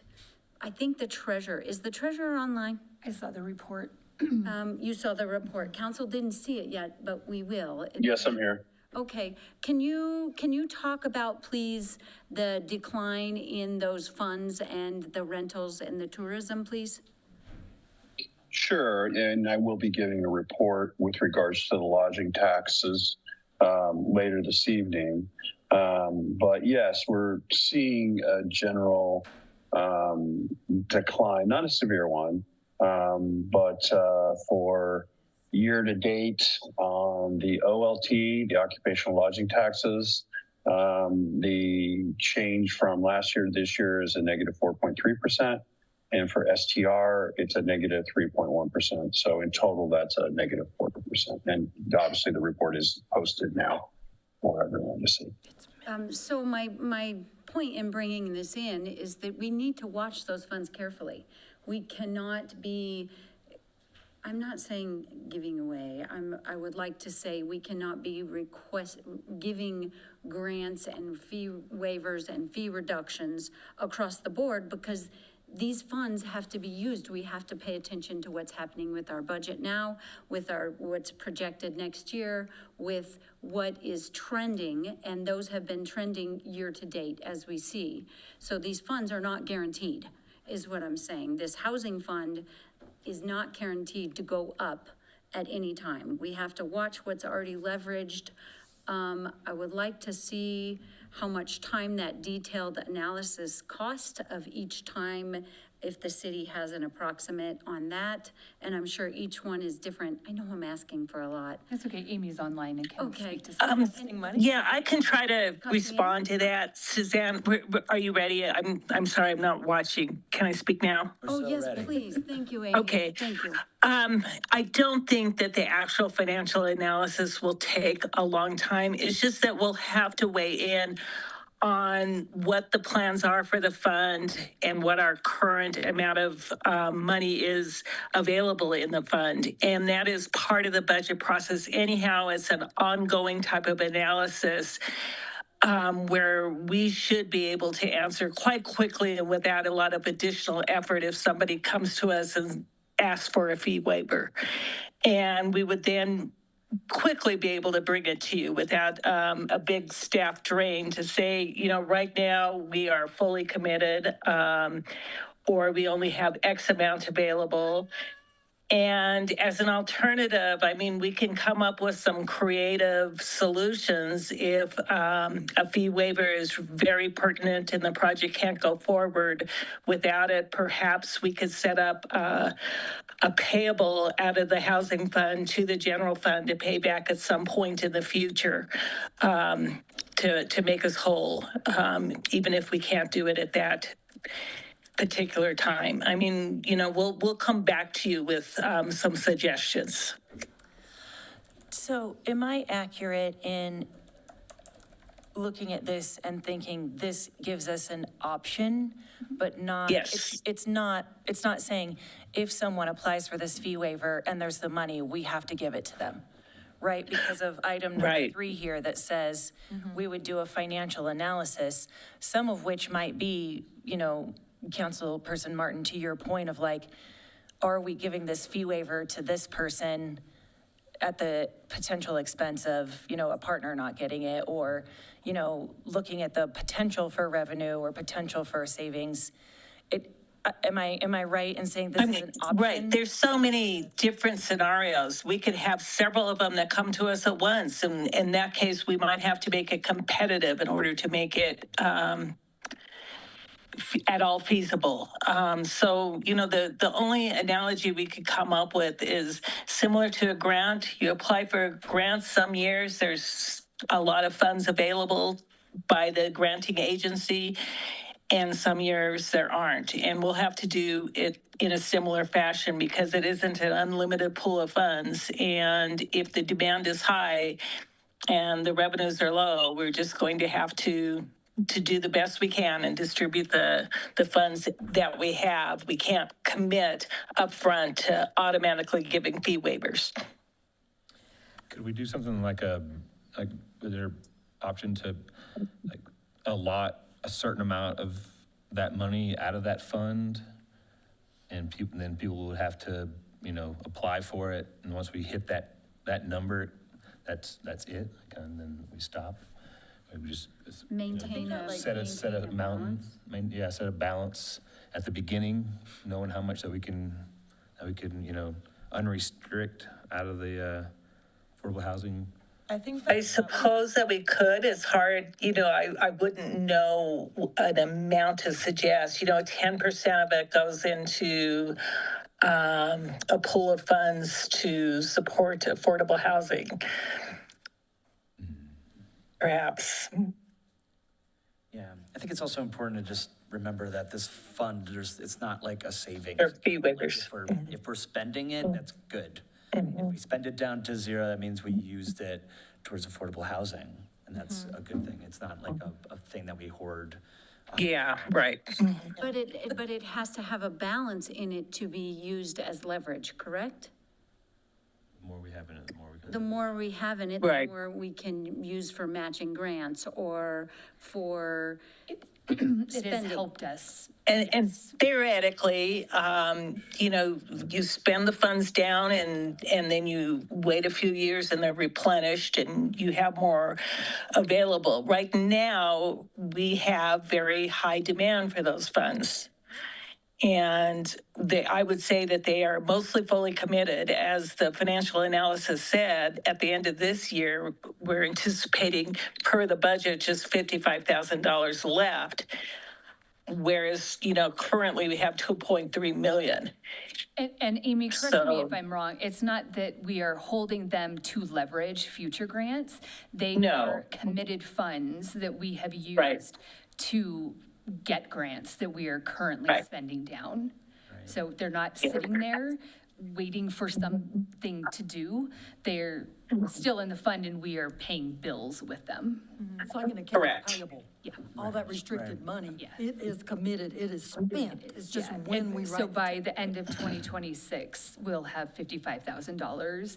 Right, according to our budget. According to the budget, it's uncommitted in that fund. Is there some kind of set of, I don't know, guiding priorities about how we choose to allocate these funds, or is it just kind of a first come, first serve situation? We at least have the 50%. Sure, no, that's not quite what I mean. Do we have we're gonna do this percentage of this fund toward grant matching and this percentage toward? We do not. No, we do not. Okay, and this is a fairly new fund, a fairly new revenue stream. I think we're 2 years in. And South Arc development and, some other projects that we've had, we've just been lucky to have funds to help us move some important projects forward. Got it. So earlier you said. But yeah, you're right. That we could refine the process as we move forward for sure. We'll need to. Well, yeah, and without being too prescriptive about it, right? Right. Be like, you have to fit into this little tiny box, right? Because that's a mess. I don't want to do that. I guess I don't know. I don't know that I have a solution to propose there, except that in making decisions here, I guess just having an idea of what priorities we want to be focusing on would be helpful. Because how much, at $55,000, that doesn't really seem like very many fees are going to get waived by it anyway. Is that? That's kind of, that's what accurate? Yeah. Yeah. Yeah, that's kind of the message for right now. Yeah. It seems like a rich fund, but it's also pretty much fully committed. Right. Unless the housing, the budget is conservative, unless STR fees are a lot higher than we anticipate. Inclusionary housing fees could be higher than we anticipate in the budget, and that'll give us more funds. I can promise you that $55,000 to a nonprofit like Housing Trust or to a project like the Flour Mill does go a very long way. So I just want to say that. Well, and to be clear, because the end of the year, we expect to have a balance of that amount. We also have more commitments beyond this year. So that 55,000 might need to stay where it's at to finish out the South Arc project, for instance, infrastructure to build out. I guess that is where we would need to hear from council to understand if the city committed projects like South Arc or First and D or the LIHTC project that we're like putting a lot of energy, effort, and money towards or behind. If for this council, that is where you want the money to go, to be honest with you. It's like that, because these big projects will roll over into subsequent years, starting with a zero balance and planning for a large construction project moving forward is difficult then for us to do. I absolutely understand there are fabulous nonprofits that are doing the work and getting the houses built.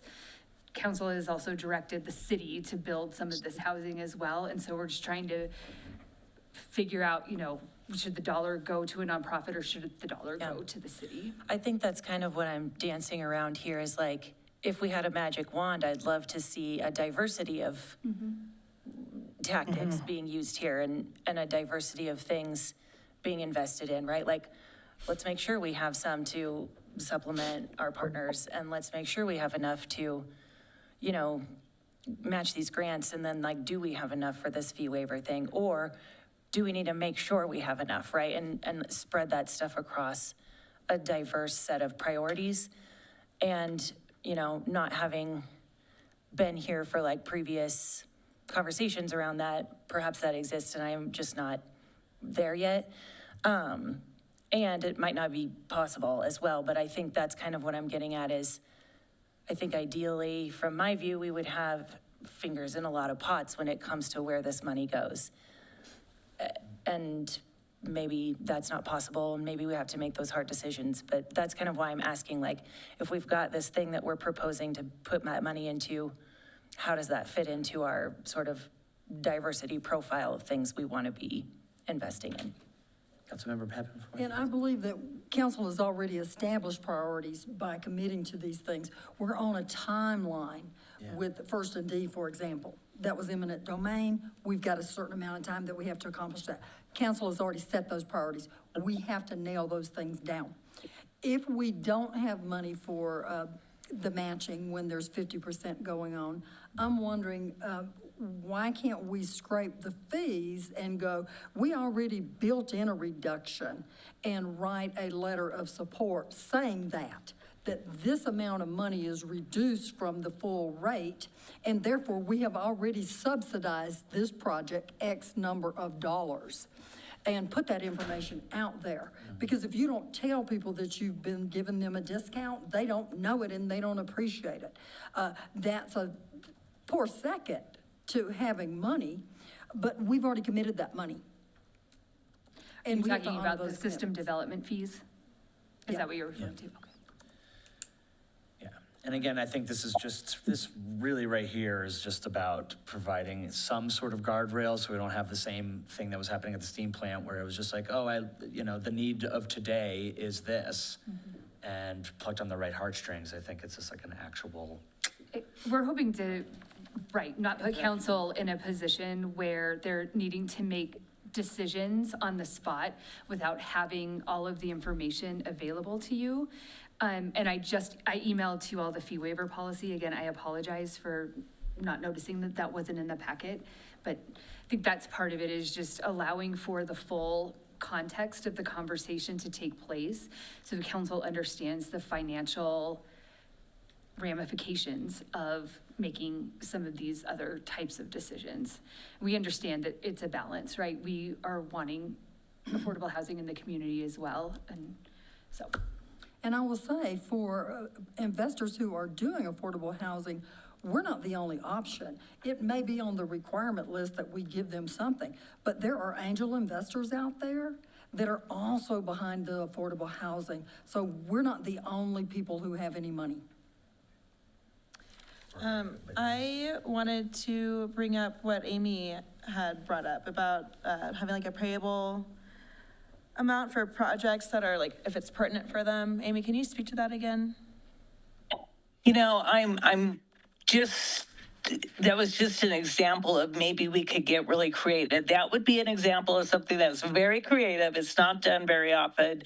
We could also just suck it up in the general fund, quite honestly, and not get reimbursed. That would, everyone understands how tight the general fund is, so it's not advisable. But it's just all, you have to weigh the importance of providing a fee waiver versus the funding, giving up funding that the fees create. So, but at one point we did talk loosely internally about perhaps setting up a payable, going ahead and waiving the fees and then paying the general fund back as funds became available in the housing fund, not in the same year that it took place. So that is a possibility. But it's a multi-year commitment. I don't think we want to get into that. That is just way too complex. Well, we do have payables back and forth between funds. We've done that for the street fund when Poncha Boulevard was developed early. And they didn't have the funds; they had to borrow from the general fund. So it's not really committing future councils; it's just setting it up on the books. As this money came from the housing fund, the housing fund's going to have to pay it back a few years later. But yeah, probably that would not be something we want to do all the time. Right, yeah, that would definitely, I feel, would need to come to council for approval. Exactly. Those are the type of things that I'm saying. When we do a financial analysis, we might come to you and say, hey, there are no funds available, but if you really want to do this, you always have the priority to be, the ability to be able to waive fees. Doesn't come up very often. And that's why these funds are fully committed, is we were not anticipating anybody coming back to us to waive fees, but then they do, so. That's ultimately a good problem to have these direction. Yeah.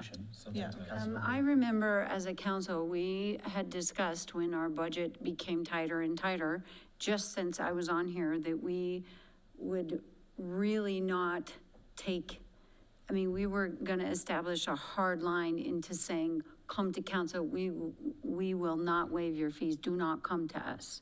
I know we as a city, so I am not in support of that at all for that. I know that we as a city also are supporting affordable housing. So there's two things that are there to discuss. One is we are not talking about waiving fees, and we have discussed that, especially with the budget. We have that budget there. Other departments don't want to see us, and they have talked about that. The department heads have talked about this. They also, it is a confusing message to them to talk about us waiving fees. And talking about their time and that consideration.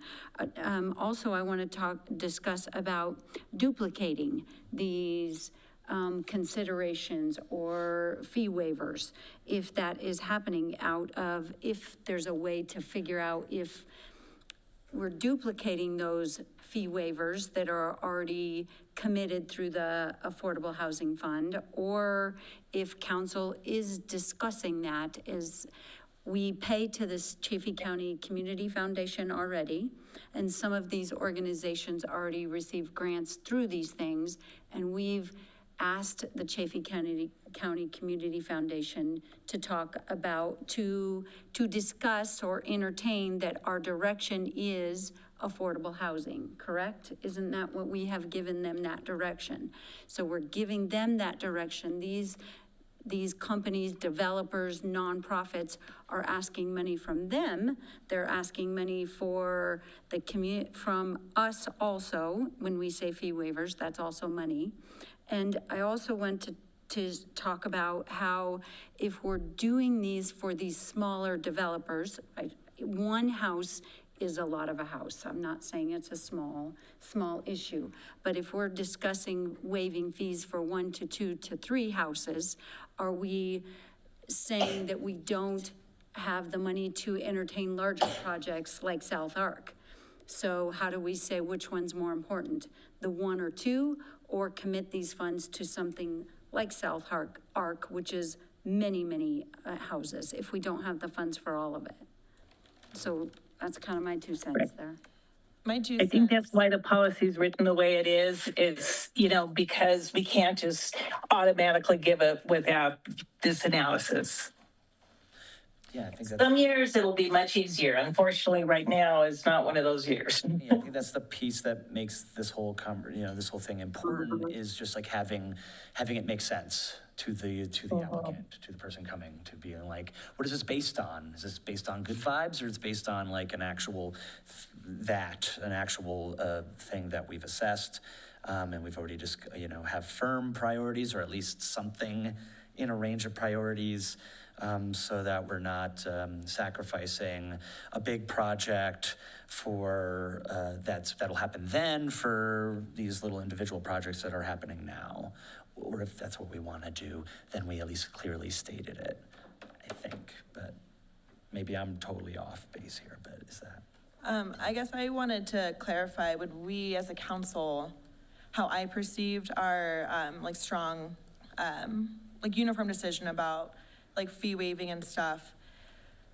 We were especially standing behind staff when it came to waiving fees for steam plant, for recreation, things like that. Housing wasn't really mentioned as much, and it was discussed, and then we figured out if it's 50% of the development is going to be permanently deed restricted, then we will discuss it, because that means that they are actually doing something to go towards one of our biggest issues here, if not the biggest issue here in Salida.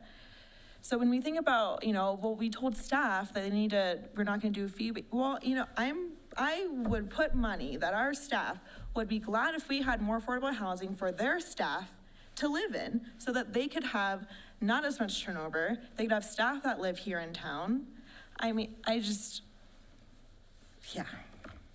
that's my 2 cents. And luckily the 50% piece is in there. Is it right? Did I misread that? It's in there. No, it is.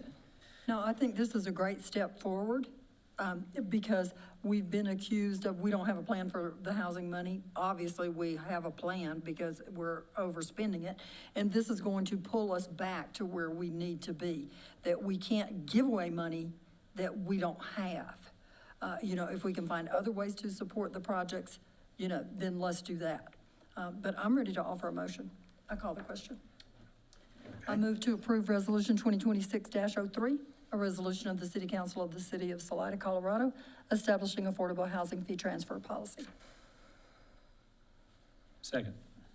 All right, we have a motion made by Councilmember Peppenfort, seconded by Councilmember Stevens, to approve Resolution 2026-03, a resolution of the City Council of the City of Salida, Colorado, establishing an affordable housing fee transfer policy. Any further discussion?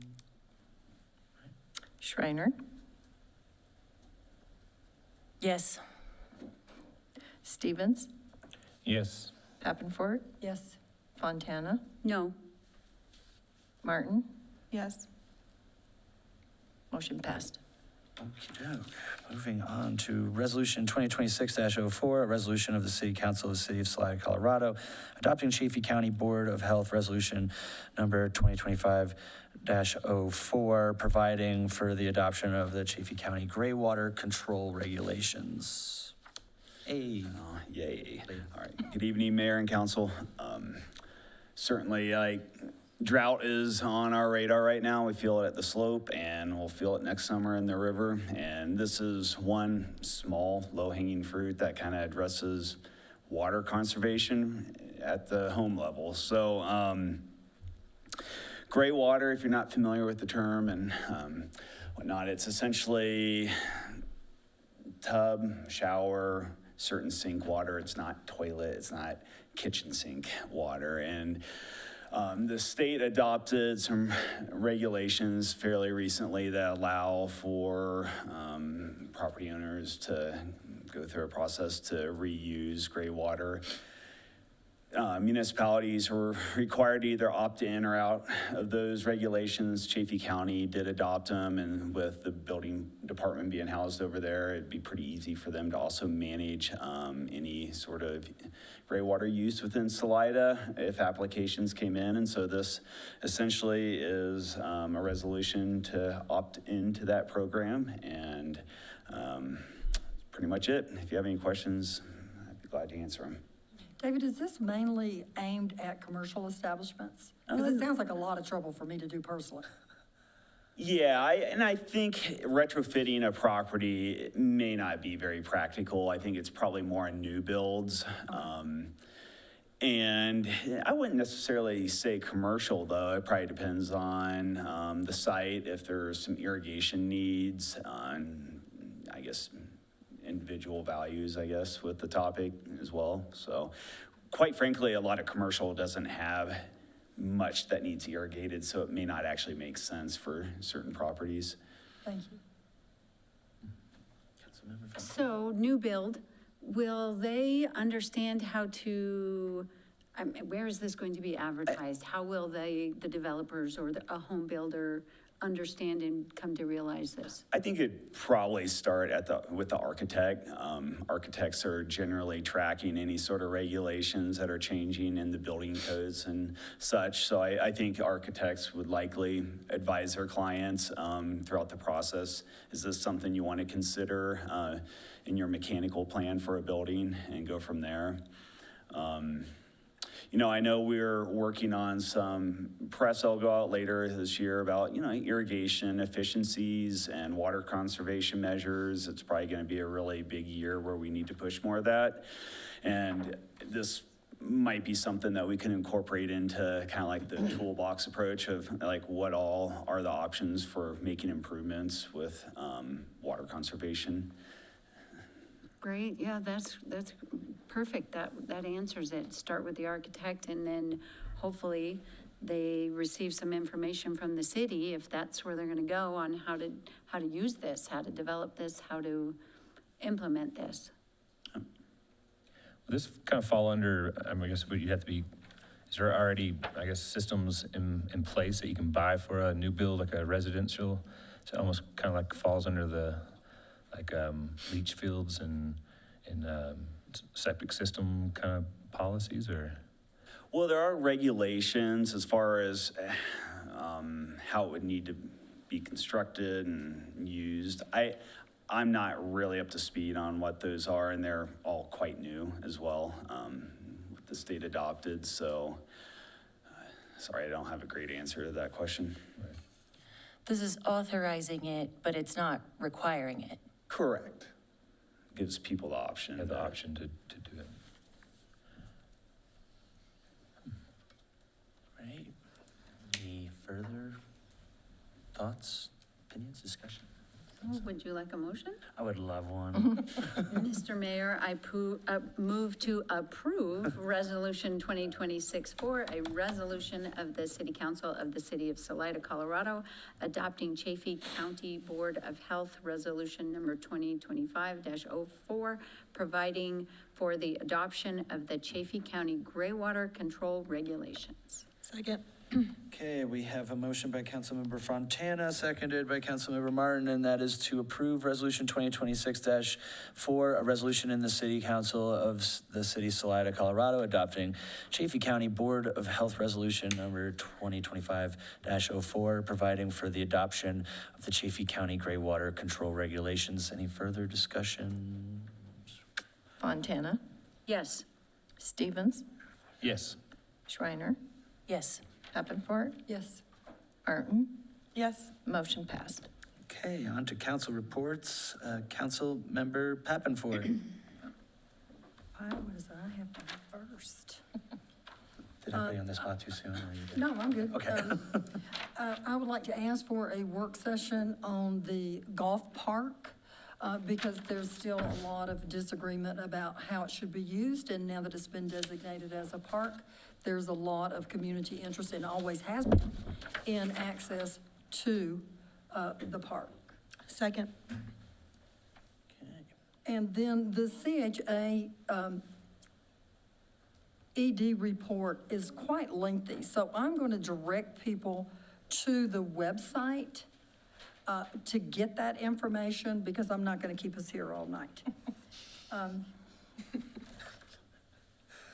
And then I would like to request that Kay Christie be listed on the council page as the point of contact for all council members. That doesn't mean the public can't write to an individual council member. Of course they can. But when they want to talk to full council, Kay Christie is the person to write to, because she will get that to everyone else. So if we could feature you on that page with council, I would love that. Can we call you Kay Christie from now on? Kay Christie. I've been getting complaints how many Christies we have. Yeah. So she is now officially Kay Christie. Okay. Now see And I can be the other Christie. See Christie. Sounds good. And, you know, I did attend CHA, and I am the new treasurer for the Housing Authority. Oh. Yeah. Shocker. Is that everything you had? That is Okay. it. Councilmember Stevens. I just want to thank everybody that showed up for our citizen comment, especially from the big group from theater arts. I just want to say thank you for showing up in person, coming out here and letting us know your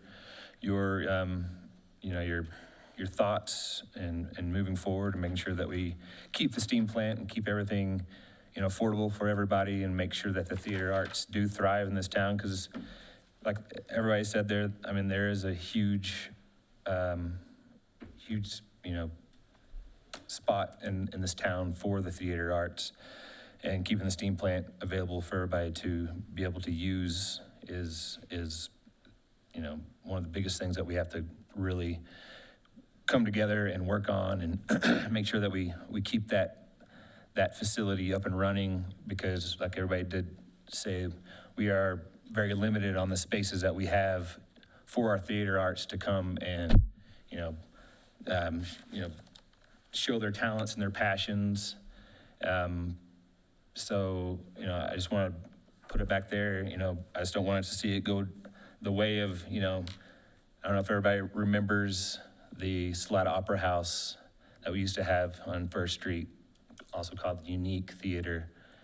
It was taken out of the city's hands, I think, back in early 1900s. It was built in the 1880, 88, I think, as an opera house. It went into private sectors, went through multiple private owners. People tried to revive it, and it ended up getting demoed. And that was one of the hugest losses to just our downtown historic districts. For being one of the largest historic districts of Colorado, that was a huge loss. And I used to go and see movies there when I first moved here in 99, 2000s, somewhere in there. So huge loss. That could have been, if we could have kept that and got it back to its former glory, that would have been amazing theater and space for the arts to have. Luckily, we have now the Sondre right next door. He did have to do some demo there, but I think he's on the right path to come back and provide town with something that we've really needed, another space for the theater arts. On that note, I just want to throw out a shout out to Participate and Rock School. This Friday, they're going to have their Snow Fest, which is all the young, talented children of our town going to be playing their musical instruments. I think I can't remember, there's 5 or 6 bands they're going to be playing. As soon as they opened up sales for their Friday night show at the steam plant, it sold out immediately. So they decided to put on a matinee for earlier in the day. I think it's sold out as well. So if you didn't get your tickets, sorry, you're going to miss out on that. But you can get on the steam plant website, and there will be a link, I think, on there to live stream it. So if you guys can, anybody that wants to go out and support the young youth musicians of our town, that would be a great way to do it. Yeah, other than that, I think that's all I got from it. Thank you. All right, Councilmember Schreiner. I'm emceeing Snowfest, by the way, so sorry if you didn't get your tickets. You can listen to me talk even more. I just wanted to speak to the conversation we briefly had about, and I think the treasurer will give us more of this. In the Finance Committee today, we were looking over some reports about the decline in nights that are rented for lodging and short-term rentals. And, you know, I just want to call out that the reports we're going to look at are a quarter behind where we are. And so there's some time that's passed, and that's just like a snapshot in time. And so I just want to give urge caution on the part of all of us not to look at that chart and make statements or make decisions based on this snapshot. I think it's important for us to continue to monitor that and keep in mind that we are on a 3-month lag, right? So, before, you know, and I just don't want us to start making decisions or statements or broad generalizations based on, you know, this snapshot. I think the same is true for the sales tax reports. We get those more frequently, which is great, but again, that's something that I want to make sure we're looking at across time. It's easy to look at one thing and make a generalized statement, and I just want to make sure that I just caution us not to, you know, fall into that trap. I too want to thank the folks from the theater group that were here. One of the first things I did in this town was a play. I was in the play with Mayor Critelli, and if you don't know about his costume from that show, see me after, because I'd like to tell you about it. Doesn't need to be here for public record, of course.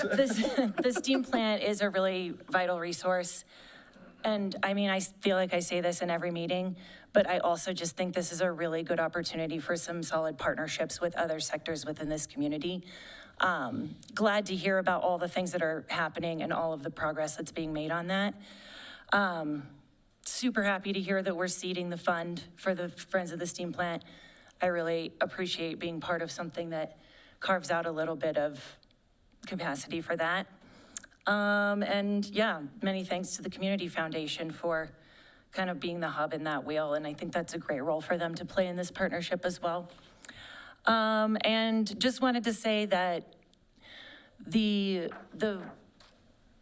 resolution about using the housing funds for a fee waiver, you may notice that I was rather reluctant to vote yes. I think more options are better than fewer, and so, you know, I went ahead because I do think having more options on the table is helpful. That being said, I just think I'm really looking forward to our strategic planning session, so that when I like to be able to link my decisions back to a strategic priority that's been articulated and that we're all on the same page about. And so I'm really looking forward to that opportunity to really get to hear from you all about what your values are and how you make these decisions, so that I know that we're all kind of working towards the same objective. So I'm really looking forward to that, and I think it's going to be really fun. But I'm a strategic planning nerd, so perhaps everybody else does not think that. Not up here, I can assure you. Is that everything? Yes, thank you. Councilmember Fontana? I do have a few updates. The Greater Salida Recreation Board, we had a meeting since we met last time. I would like to thank our mayor for joining us at his first board meeting for that. He got to know some new people in town. He's been here for a long time. The food is incredible there too. Yeah. It really is. I enjoyed So everybody there really appreciated getting to know him a little bit, and I know some of them hadn't met each other, so we appreciate that. He learned a few things, which he may talk about, but he did say, I learned some new things about this board and what they do and the golf course. So that's very positive. We appreciate that, joining us in there. The first thing is the golf course has been open with the weather that is going on. There are many people out there playing golf at the time, at now, and they have been this entire what we're calling a winter. So be careful of that because that golf course is still a golf course and being used now. They are actually working on upgrades. There's a lot of equipment going on, moving around out there. So remember that it is, this is their time and their season to work on those upgrades for when the season starts. They have had 30,000 rounds of golf played this year on a 9-hole course. So in 2025, they said they have set a record on that. So congratulations to them. I know they worked very hard at that. The next update is the Finance Committee. Welcome Councilmember Schreiner to her first Finance Committee meeting. It was great to have her. A lot of input there. I know the treasurer will give his update. We only had a 1-hour meeting today because we had it right before these meetings.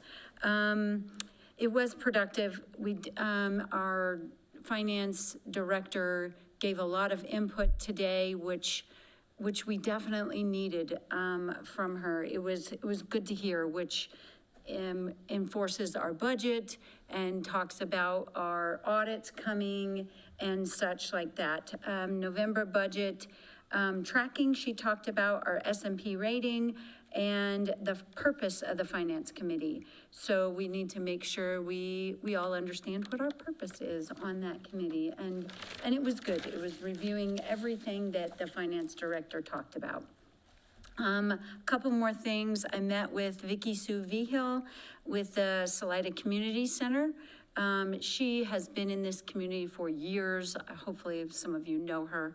She has been here, volunteered hours and hours of her time to making our city better. She did talk to me about a relationship with them, and maybe Christy knows about this, with the Salida Community Center and their relationship with the city of Salida.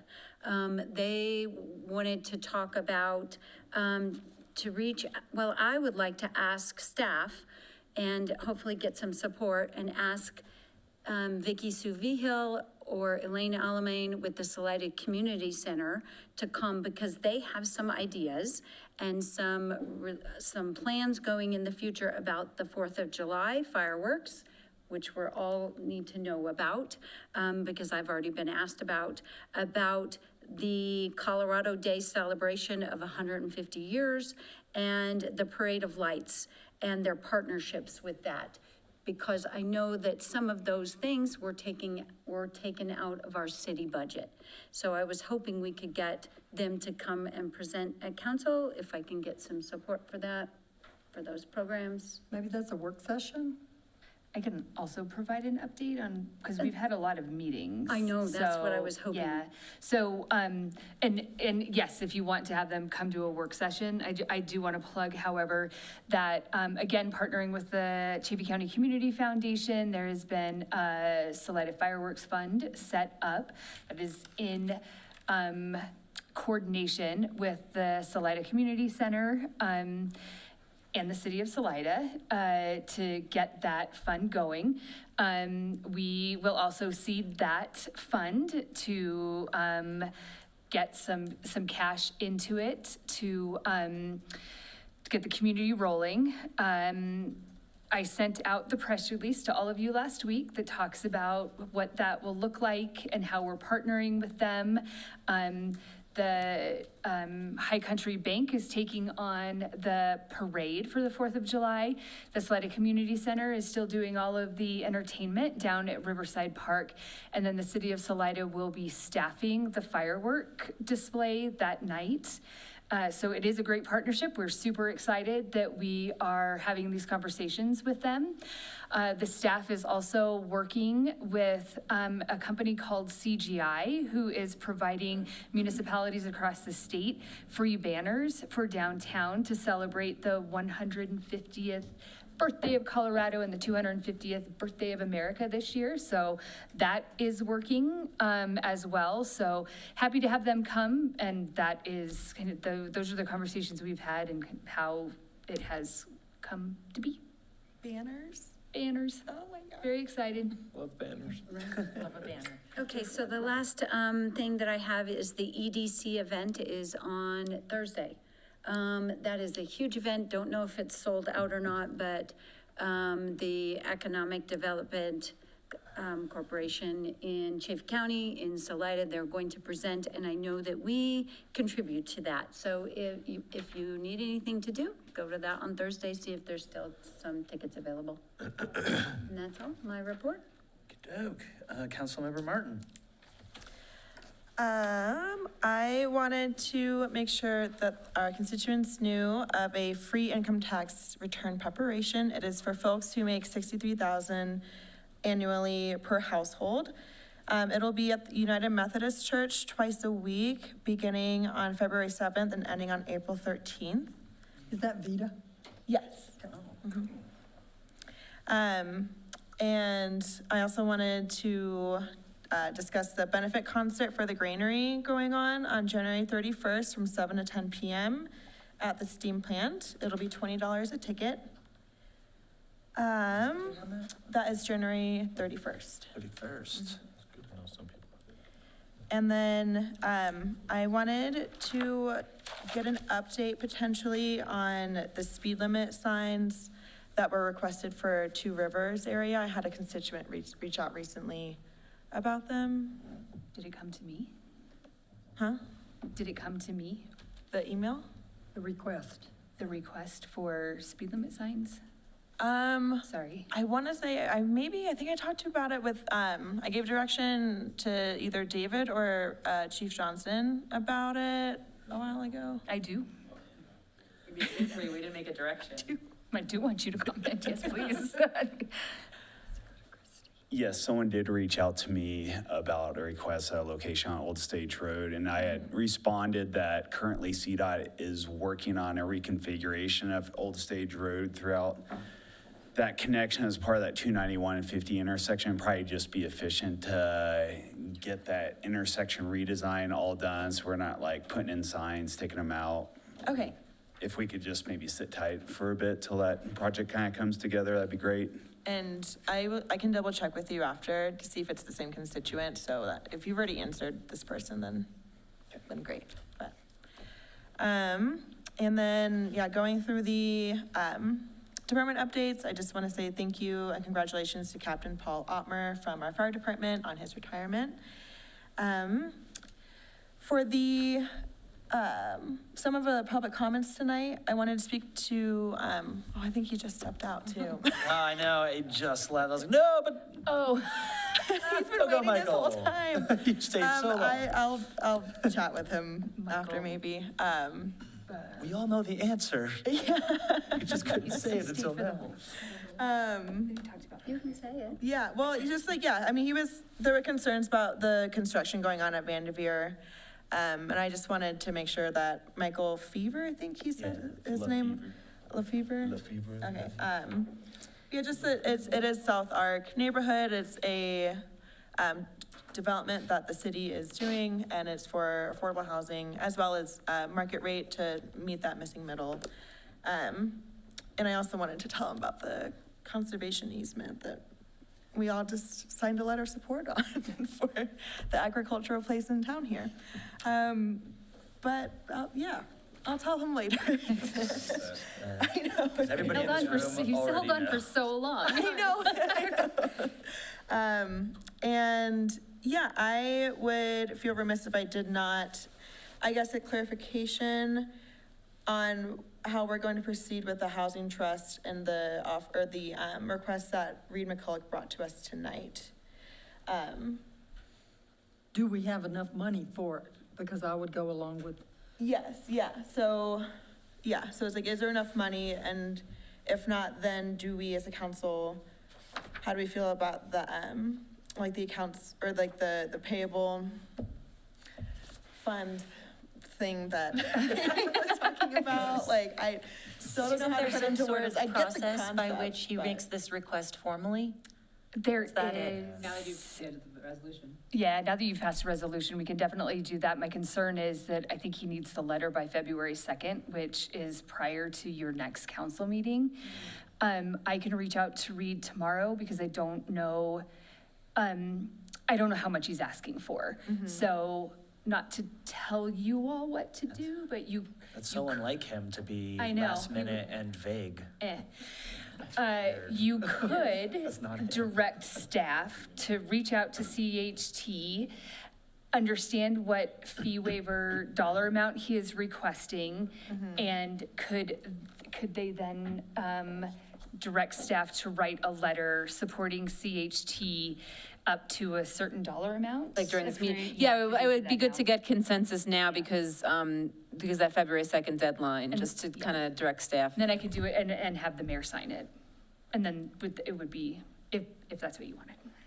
What that letter I sound? mean, I'm all for a letter of support, but like, what dollar amount are we talking about here? That's what I don't know. So like I said, you could ask me to reach out and get that letter of support, and then you could give me a dollar amount that says the city would waive fees up to X amount of dollars, and if those it's are more two than that, Definitely not more Those than are two 50. different things, right? He's asking for a letter of support, and he's asking for a fee waiver. yes. Because he wants and a letter of wants support the for his letter- application. He wants the letter to say the city reflect that. supports it in a fee waiver. Yeah, that's the support that he's Of looking the for. amount of Yeah. probably no more than Up to, but not to exceed $55,000. I don't know if I don't Heard that. Yes. I mean, I know Councilmember Pappenfort made like the point earlier that like we could write this letter of support without even another fee waiver because there is already like fee reductions that are happening. So like that letter of support could be easily done. It just depends on like what does that support look like, I guess. And I'm curious too, what other, waivers have been for the housing trust? I don't know What what is it likely to be? Because it's hard to just I think throw a number out. I think it was $10,000. That's what I'm thinking That's too. what it was when. Here he comes came Bill. to us. Yeah, Bill we- is going No to help. presentation, no courtship, didn't even take us out for a little mini date, nothing, just asking for money. Just showing up. In the past with Third and M, they had asked for a waiver of the fire review fees and building permit fees. Those generally, it certainly varies, but it's in the several thousands of dollars, at least on our side for the building permit fee side of things for each individual unit. And I believe, if I'm not mistaken, they're looking to do a total, what they're asking for are these 7 units out there in Two Rivers South Side. So our side of the building permit fees would probably be in the vicinity of, I'm just grasping at straws here, but I would say maybe like $15,000 to $18,000 in building permit review fees for those approximately 7 units. To give you an idea. But those are the types of fees that they have asked to have waived or otherwise covered in the past. Thank you, Bill. Are they expecting to do are they required to do any open space with those projects? No, it's, so this is part of the Two Rivers South Side development that was a subdivision that was approved in, it's like 2016 approximately, and they had to set aside 3 different lots within that subdivision for affordable housing, and for up to, I think it was 11 total units minimum, and the Natural Habitat, the developer, dedicated 2 of those lots to CHT, and they're planning on building, I believe, a triplex on one and at least a 4-plex on the other at this point. So the open space was covered by the rest of the Two Rivers development there, north side and south side, where the path goes south of the river and all. So the specific lots that they're building on do not require any additional open space. It's already been covered through the subdivision. So we wouldn't see any additional costs on our end, like after it's built? Going to us. Any other fees? Christy might remember this one a little bit better than I do, but I'm fairly certain that there's no open space fees coming in for those developments because the open space was dedicated as part of that subdivision. As the others, okay. Yeah. I mean, that kind of helps out a little bit that we're not taking from one and paying another, to robbing one. But to waive the fee, Robbing Peter to pay Paul. we have to do this financial review anyway, right? So like, I don't understand how we could write a letter now saying we'll waive it up to a certain dollar amount if we haven't done the financial review that we just required in the policy that we just passed. So I guess the letter doesn't say that we would do up to a certain amount. Like, we could direct staff, I think I'm getting this right, Christy, there's an option for us to direct staff to discuss CHT and let them know we're willing to do up to X amount, and Right, if the financial analysis. I don't know how to decide that without the financial analysis. Do you see? yeah. Yeah, but it's a really tight deadline, so, I'm suggesting that we put a cap on it of 15K, because 2-2's happening before we come together again. I heard what you said. Well, I feel like if Reed were together on this, he's a wonderful man, he's together on a lot, but if he actually wanted a dollar amount, he would have asked for that. At this point, I think him being unclear makes it us not be able to put a dollar amount on that. We can write a letter of support saying we do support you with your project, but at this time, we just passed something that says that we need to direct these things and we need to follow our policy that we just passed. We can't support this. We can't put a dollar amount on this. It's going against what we just passed. But Amy already told us that there's going to be 55,000 left at the end of the year. So we can't commit all of that. That's why I feel like we have a little bit of wiggle room so that he can get his grant submitted timely. I don't want to just throw him off in the ditch. Well, nobody wants to throw him off in the ditch. That's not, that's not the point. The point is we just passed a policy that very clearly stated that the financial review would be completed before we committed funds to anybody, which was basically it's an option, it's not a have to do. And so if we're saying that the financial review is required, then it's required. Commit funds. Even though Reed's a very important partner, and I agree that we need to help him, support his project, and it sounds like, Councilperson Martin, you said, well, we can detail all the ways that the city already, sort of supports waiving fees for anything that's 50% or more. But I just don't see how we can pass a policy and then 10 minutes later do something that's not the policy. Doesn't that just show to everybody that well, yeah, we passed the policy, but we didn't actually mean it? But to be fair, he asked his question to us, before we discussed and voted on that policy. Sure. And then he didn't stick around. That is just so un-Reed-like. In every past, ask, he'd stick around to see if somebody picked up his question on council reports. He knows how it works. He knows how it works. He's been here longer and he's just than not here, so it's all of us. now we are left with our imaginations to run wild. I don't know. It's just odd. I think that needs to just be highlighted a little bit, not to make this decision any harder.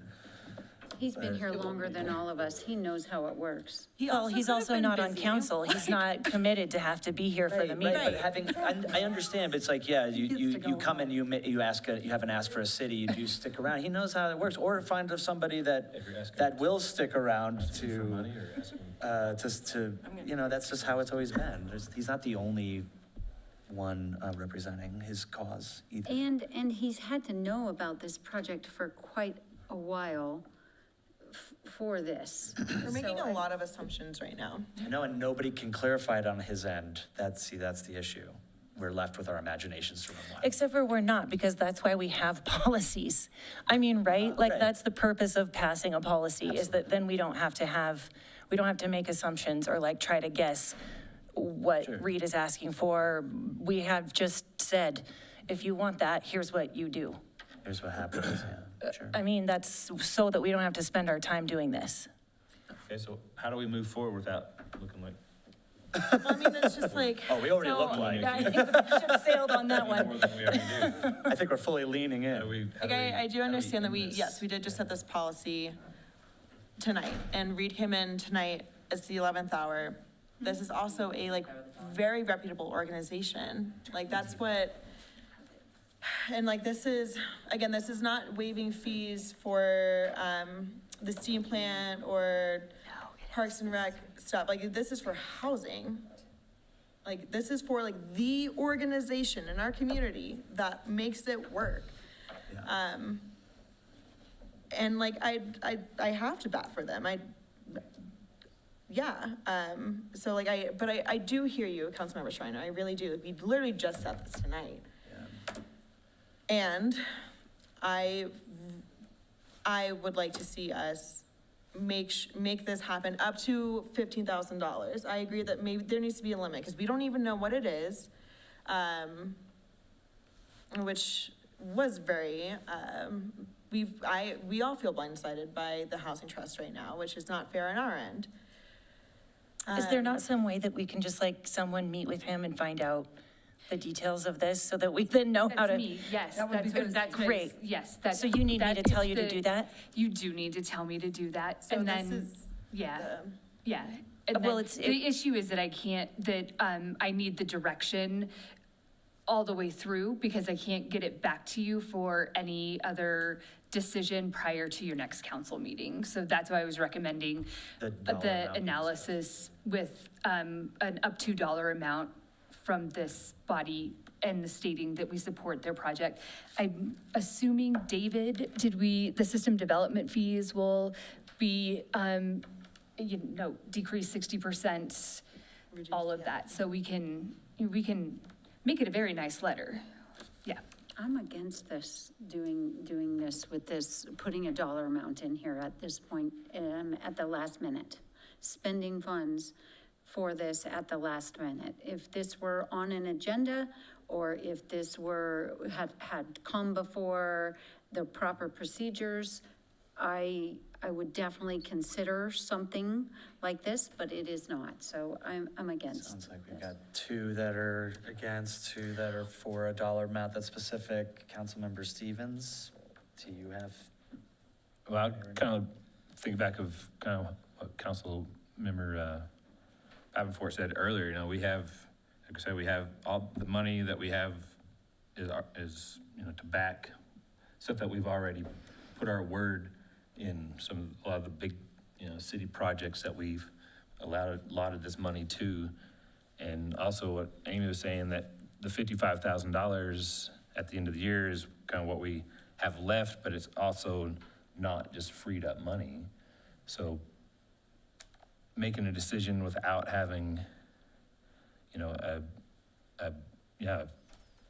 a number to it right now at this point seems like something I'm not comfortable with doing, so we need to. But I can now tell you that you should go have a meeting with Reed. Yes. I would like for you to have a meeting with Reed.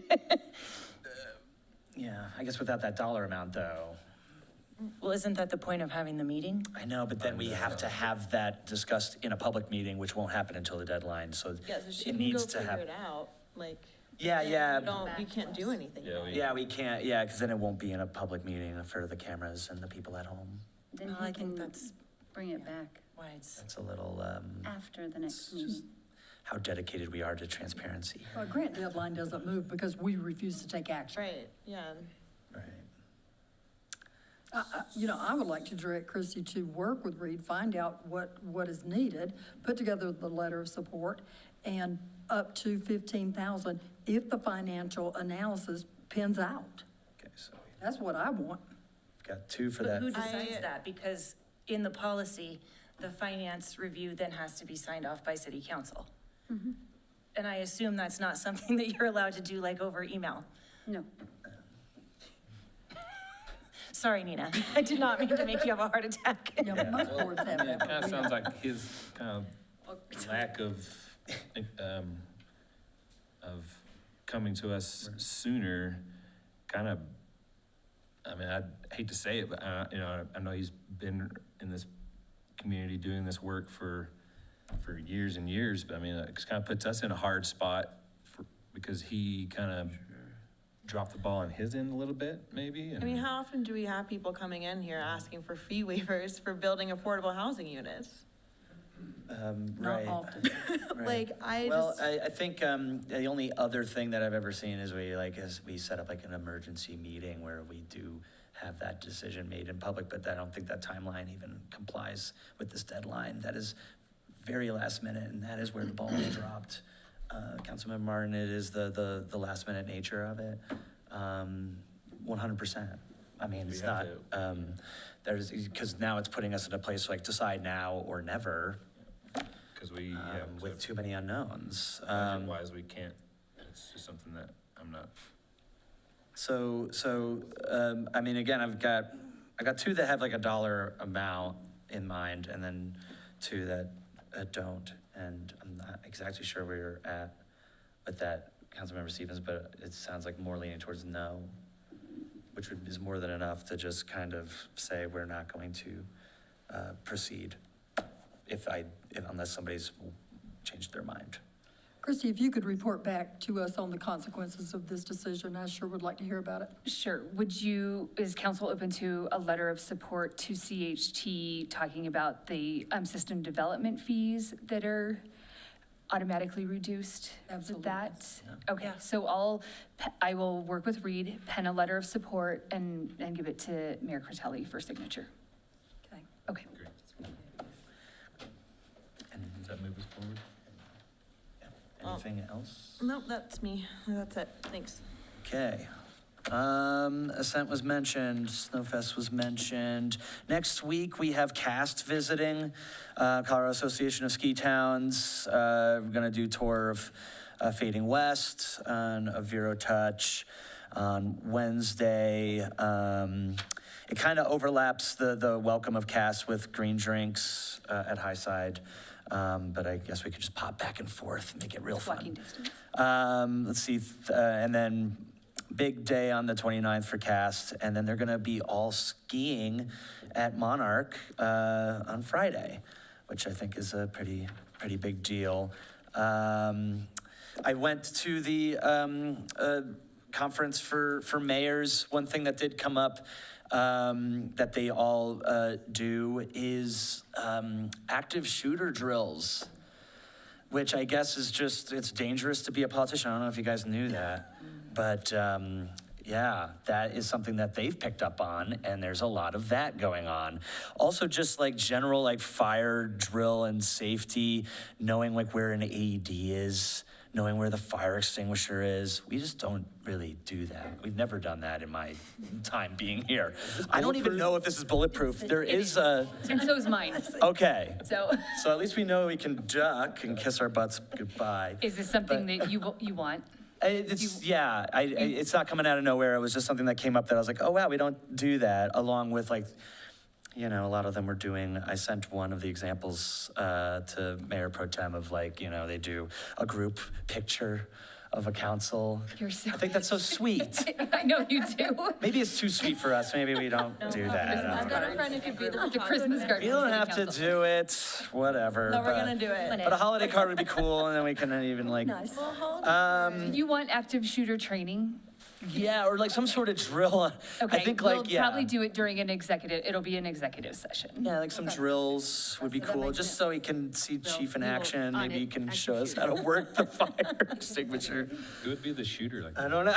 Anyway, also, yes, I appreciate the artists coming to council chambers. I think that's, it was just a good way of underscoring what it looks like when we don't have like clear liaisonship, or we don't have these like seats at the table, is that then you have a group of people that don't wanna be here, but they come en masse here and they don't know really how it works, and there's some sort of confusion, and then we end up calling out our staff for their experience on the stage, and like that all happens because we have a missing piece of those seats at the table. Because if we did, then it would be this proper messaging of, hey, here's what we're hearing from the duly elected representation or appointed representation. What can I give back to that community? We've seen it in the past too. I think it's not necessarily like calling out a liaison, like, you know, if the airport board came in mass and was like, what the hell's going on? Though I would be silently judging our liaison if that did happen. But all to say, we do have these channels of communication just to streamline things, and because it's just in recognition that everybody has a life and doesn't necessarily want to be spending it here, even though we on the days love it and can't imagine spending our time doing anything else. With that said, I'm happy that the Arts and Culture Advisory expanded their responsibilities and their purview, and that we'll have some more representation there. I have no doubt that that'll happen. Moving on. I'm sure I had other things, but we don't have that much time. Attorney report. Yes, thanks, Mayor. I just want to make, anyone please reach out to me if you want more clarity on the workshop I gave, anything else you want me to go into, but that I better articulate, set up a one-on-one meeting. I'm here for you. Thank you. Treasurer report. Yes, Mr. Mayor, I'm happy to report on city sales tax. November city sales tax collections increased by $20,361. Or 2.7% as compared to November of 2024. The city's portion of Chaffee County sales tax collections increased by $21,010, an 8.2% increase over November of 2024. In total, sales tax receipts are 4.1% higher for November and 4.2% higher year to date.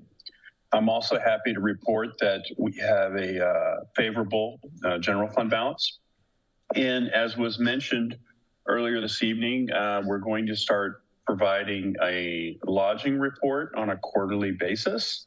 The lodging report is made up of basically two different taxes. The first one is the occupational lodging tax, which is paid by hotels and motels. And then also the second one is the STR tax, which is the $15 per night per room, which our short-term rental providers provide. So Q3 2025, the city's OLT tax collections decreased by $3,967, which is a 2.3% decrease as compared to Q3 of 2024. The Q3 2025 city STR sales tax collections decreased by $240 or 0.1% as compared to Q3 of 2024. And for 2025 through September, city OLT sales tax collections decreased by $17,337 or a 4.3% decrease as compared to 2024. And for 2025 through September, city STR sales tax collections decreased by $15,330 or 3.1% decrease as compared to 2024. And that concludes my reports. Thank you. Okay, we got department updates. I do have one. Yeah, I would. I'd like to correct the record on some public comment that was made earlier, particularly pertaining to the cost of the steam plant. I'm sorry that Leslie and her husband just left. Everybody's leaving right before they get something. So, yeah, but I'm not going to give the update. Diesel is. So obviously I was like, whoa, what are we, I have never heard that. So in my quick research, I can see where the comment about the price comparison to Aspen could have been made. First and foremost, the steam plant prices for a theater package went from $750 to $875 this year, which is an increase of 16%, not doubling. And compared to Aspen, Aspen has many packages for profits versus nonprofits, weekdays versus weekends. So the cheapest package is for a nonprofit on a weekday, which is $539 per day, which is cheaper than our package at the steam plant. Our package at the steam plant is for 12 hours, includes the use of the lobby, and is a rehearsal, 4-hour rehearsal is $175. In Aspen, the package is $539, but the rehearsal for a weekday is $429, and the lobby is $110 an hour. So for a total nonprofit price during the weekday, of $1,628, where the steam plant is $1,050. I guess all that to say, the city staff is here to answer questions by those who would like to use our facilities. We're here for you all to also ask us questions that are specific to the performances that are being requested. It's very difficult for us to hypothetically respond to inquiries. We have a fabulous staff at the steam plant. Catherine Wadsworth has been hired. Caitlin Sully is one of our lead event coordinators. They sit down with each and every organizer of an event to go through exactly what they're looking for and the packages that we have put together to provide the best option for them. So I absolutely appreciate everyone coming in, and also we are really transparent in what we're doing and what we're providing. So for anyone who has questions about that, please do not hesitate to come in and talk to us about the prices and about what we're offering to the community. And I've seen Diesel's resume. It has a lot of great things on it, and I don't think that each of our staff necessarily has the capacity to be involved in absolutely everything that we do. That's why we hire other people.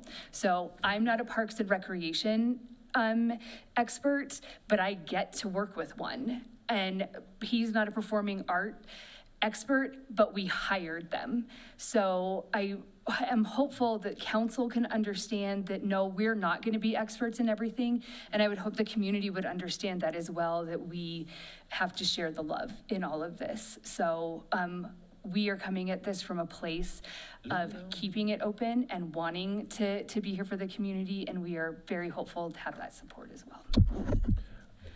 I would also just be remiss to say that anytime our municipal services are compared to Aspen, we're wrong.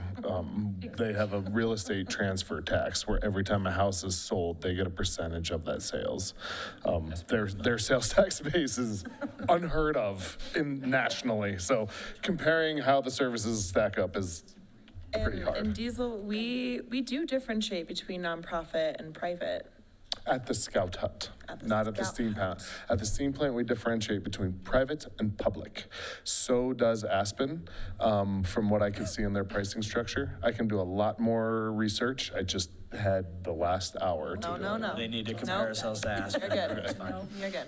Thank you so much. Can I get, while you're there, can I just one more question to maybe shed some light on a rumor that I picked up on, heard of about demoing the museum next to the hot springs pool to build a bike park? Yeah. No. No. Actually, our new rumor is we want an outdoor giant ball pit. Nice. Like those balls. So now when you're being extreme, just use that. We're gonna demo the unique for a ball pit, or yeah. What about Have that already. I guess all that's left is a motion to adjourn. I move we adjourn. All in favor? Aye. Anybody opposed? This is like, I got this.